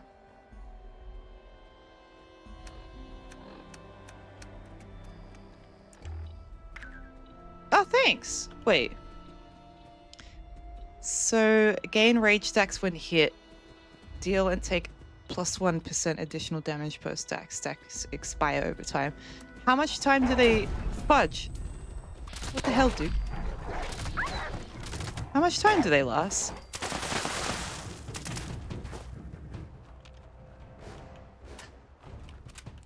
Is it worth it?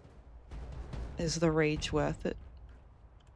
I'll put it away just so I don't accidentally scrap it. Wait, shoot down. It should stack. I don't have a thirst zapper. I don't have a thirst stopper on me.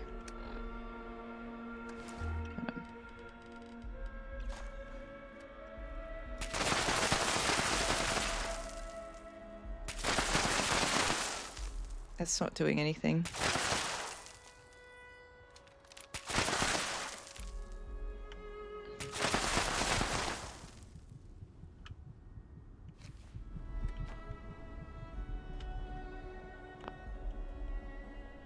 I think this, like, maybe... I don't know what's going on.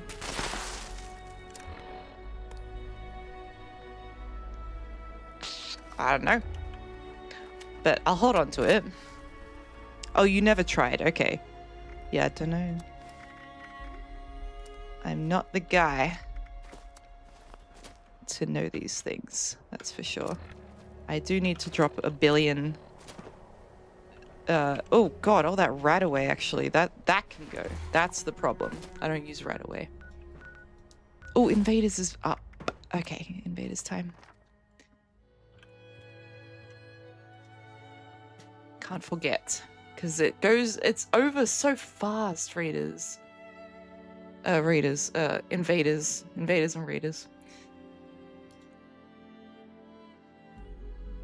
Red.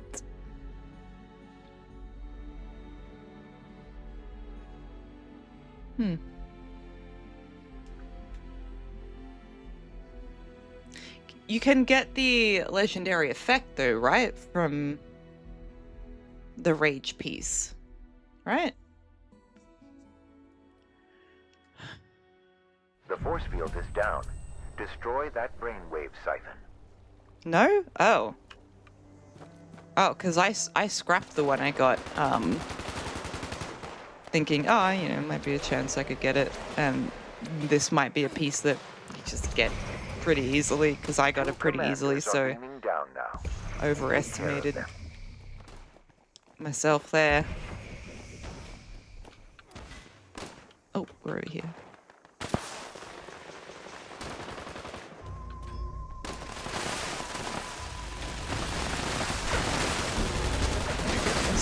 The brainwave siphon is now vulnerable.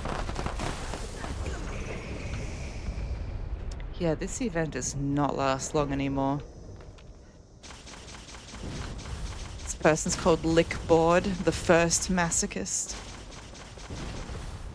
Have I seen them before? Lickboard. I feel like... No, I've seen another name that was like Lick something.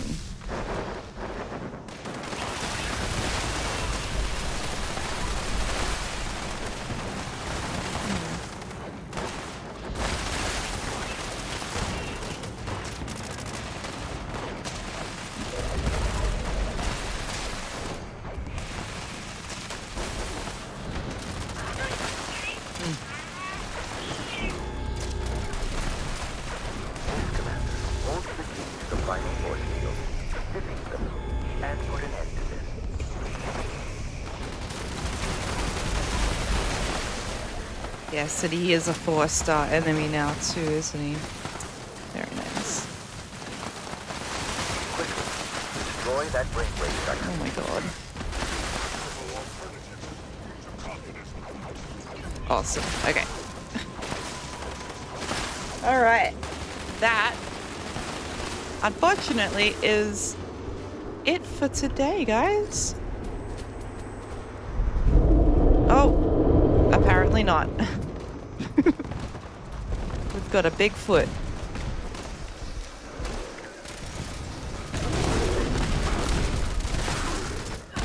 And he's dead. A bloody Warglaive with reload and melee attack speed increased based on kill streak. My goodness. Alright. Yes, I think that it is time to move on to another stream. Fallout 76 stream, that is. I think we can go hang out with Vantron. Looks like they're on. But yeah, guys, thank you so much for hanging out with me today. I really appreciate it. I had a lot of fun going through the deep dive. Hello, little ball of crazy. How are you? the deep dive with the Giddyup Buttercup. I'll put a timestamp in Discord for you guys if you want to go back and watch that. I had a lot of fun working on it. I really, really, really did. It was awesome. So much fun. Bit nerve-wracking trying to like do it all. It took me like over 2 weeks, like maybe 3 weeks from start to finish. Little ball, yeah, I'm glad you're good, my dear. I am okay. I'm about to raid out though, unfortunately. But I'm back on a schedule. The last 2 days, yesterday and the day before, Friday and Saturday, I took off because I had already made plans to do birthday stuff. So yeah, I will be back on Thursday. Hopefully Thursday, Friday, Saturday, or Sunday. If anything changes, I'll let you know in the Discord what's going on. But let me set this raid up. And guys, again, had a lot of fun doing this. My first ever deep dive detective case file on the Giddyup Buttercup. But yeah, I guess doing that, I really want to just like re-emphasize to you guys that everything that's in Fallout is a story if you look hard enough and if you really, really want there to be a story that is like the true role-playing element that seems to be missing, but it's not missing. It's just really shrouded. Really, really, really shrouded. You know, I feel like the connections that I made between the Giddyup Buttercup in the Fallout universe with the aliens and what happened to the horses and everything like that, I think it has only, even if it's all wrong, I don't care. It's enhanced my perspective of what's gone on in the world, which that's the important thing, you know? So yeah, look around with your eyeballs and in the game and I don't know, there's a story in everything. There really, really, really is. And I think that we do the people at Bethesda that have a heart, that really do love this universe, we do them a great favor in truly enjoying what they've really actually put a lot of heart and time into, you know? So let's not forget about those guys. They are the important ones. Don't know what their names are. They exist though, I'm sure. But yeah, let me set up this raid. We're gonna go hang out with Vantron. She's doing Fallout 76 as well.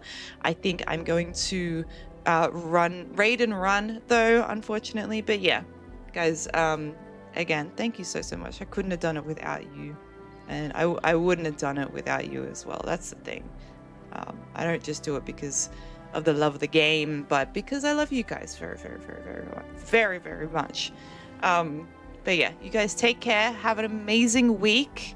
You know, Monday, tomorrow, at least for me.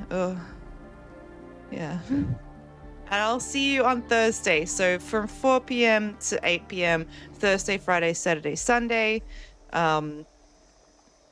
My time in Australia, so whatever that time is for you guys. So I will see you then. And yeah, thank you so much for watching. Check the Discord for the timestamp if you missed out on the deep dive on the horse. I mean, the Giddyup Buttercup. It's basically the horse, like explaining why the horses aren't in the universe. But you know, whatever. Goodbye everybody, thank you for watching. Bye.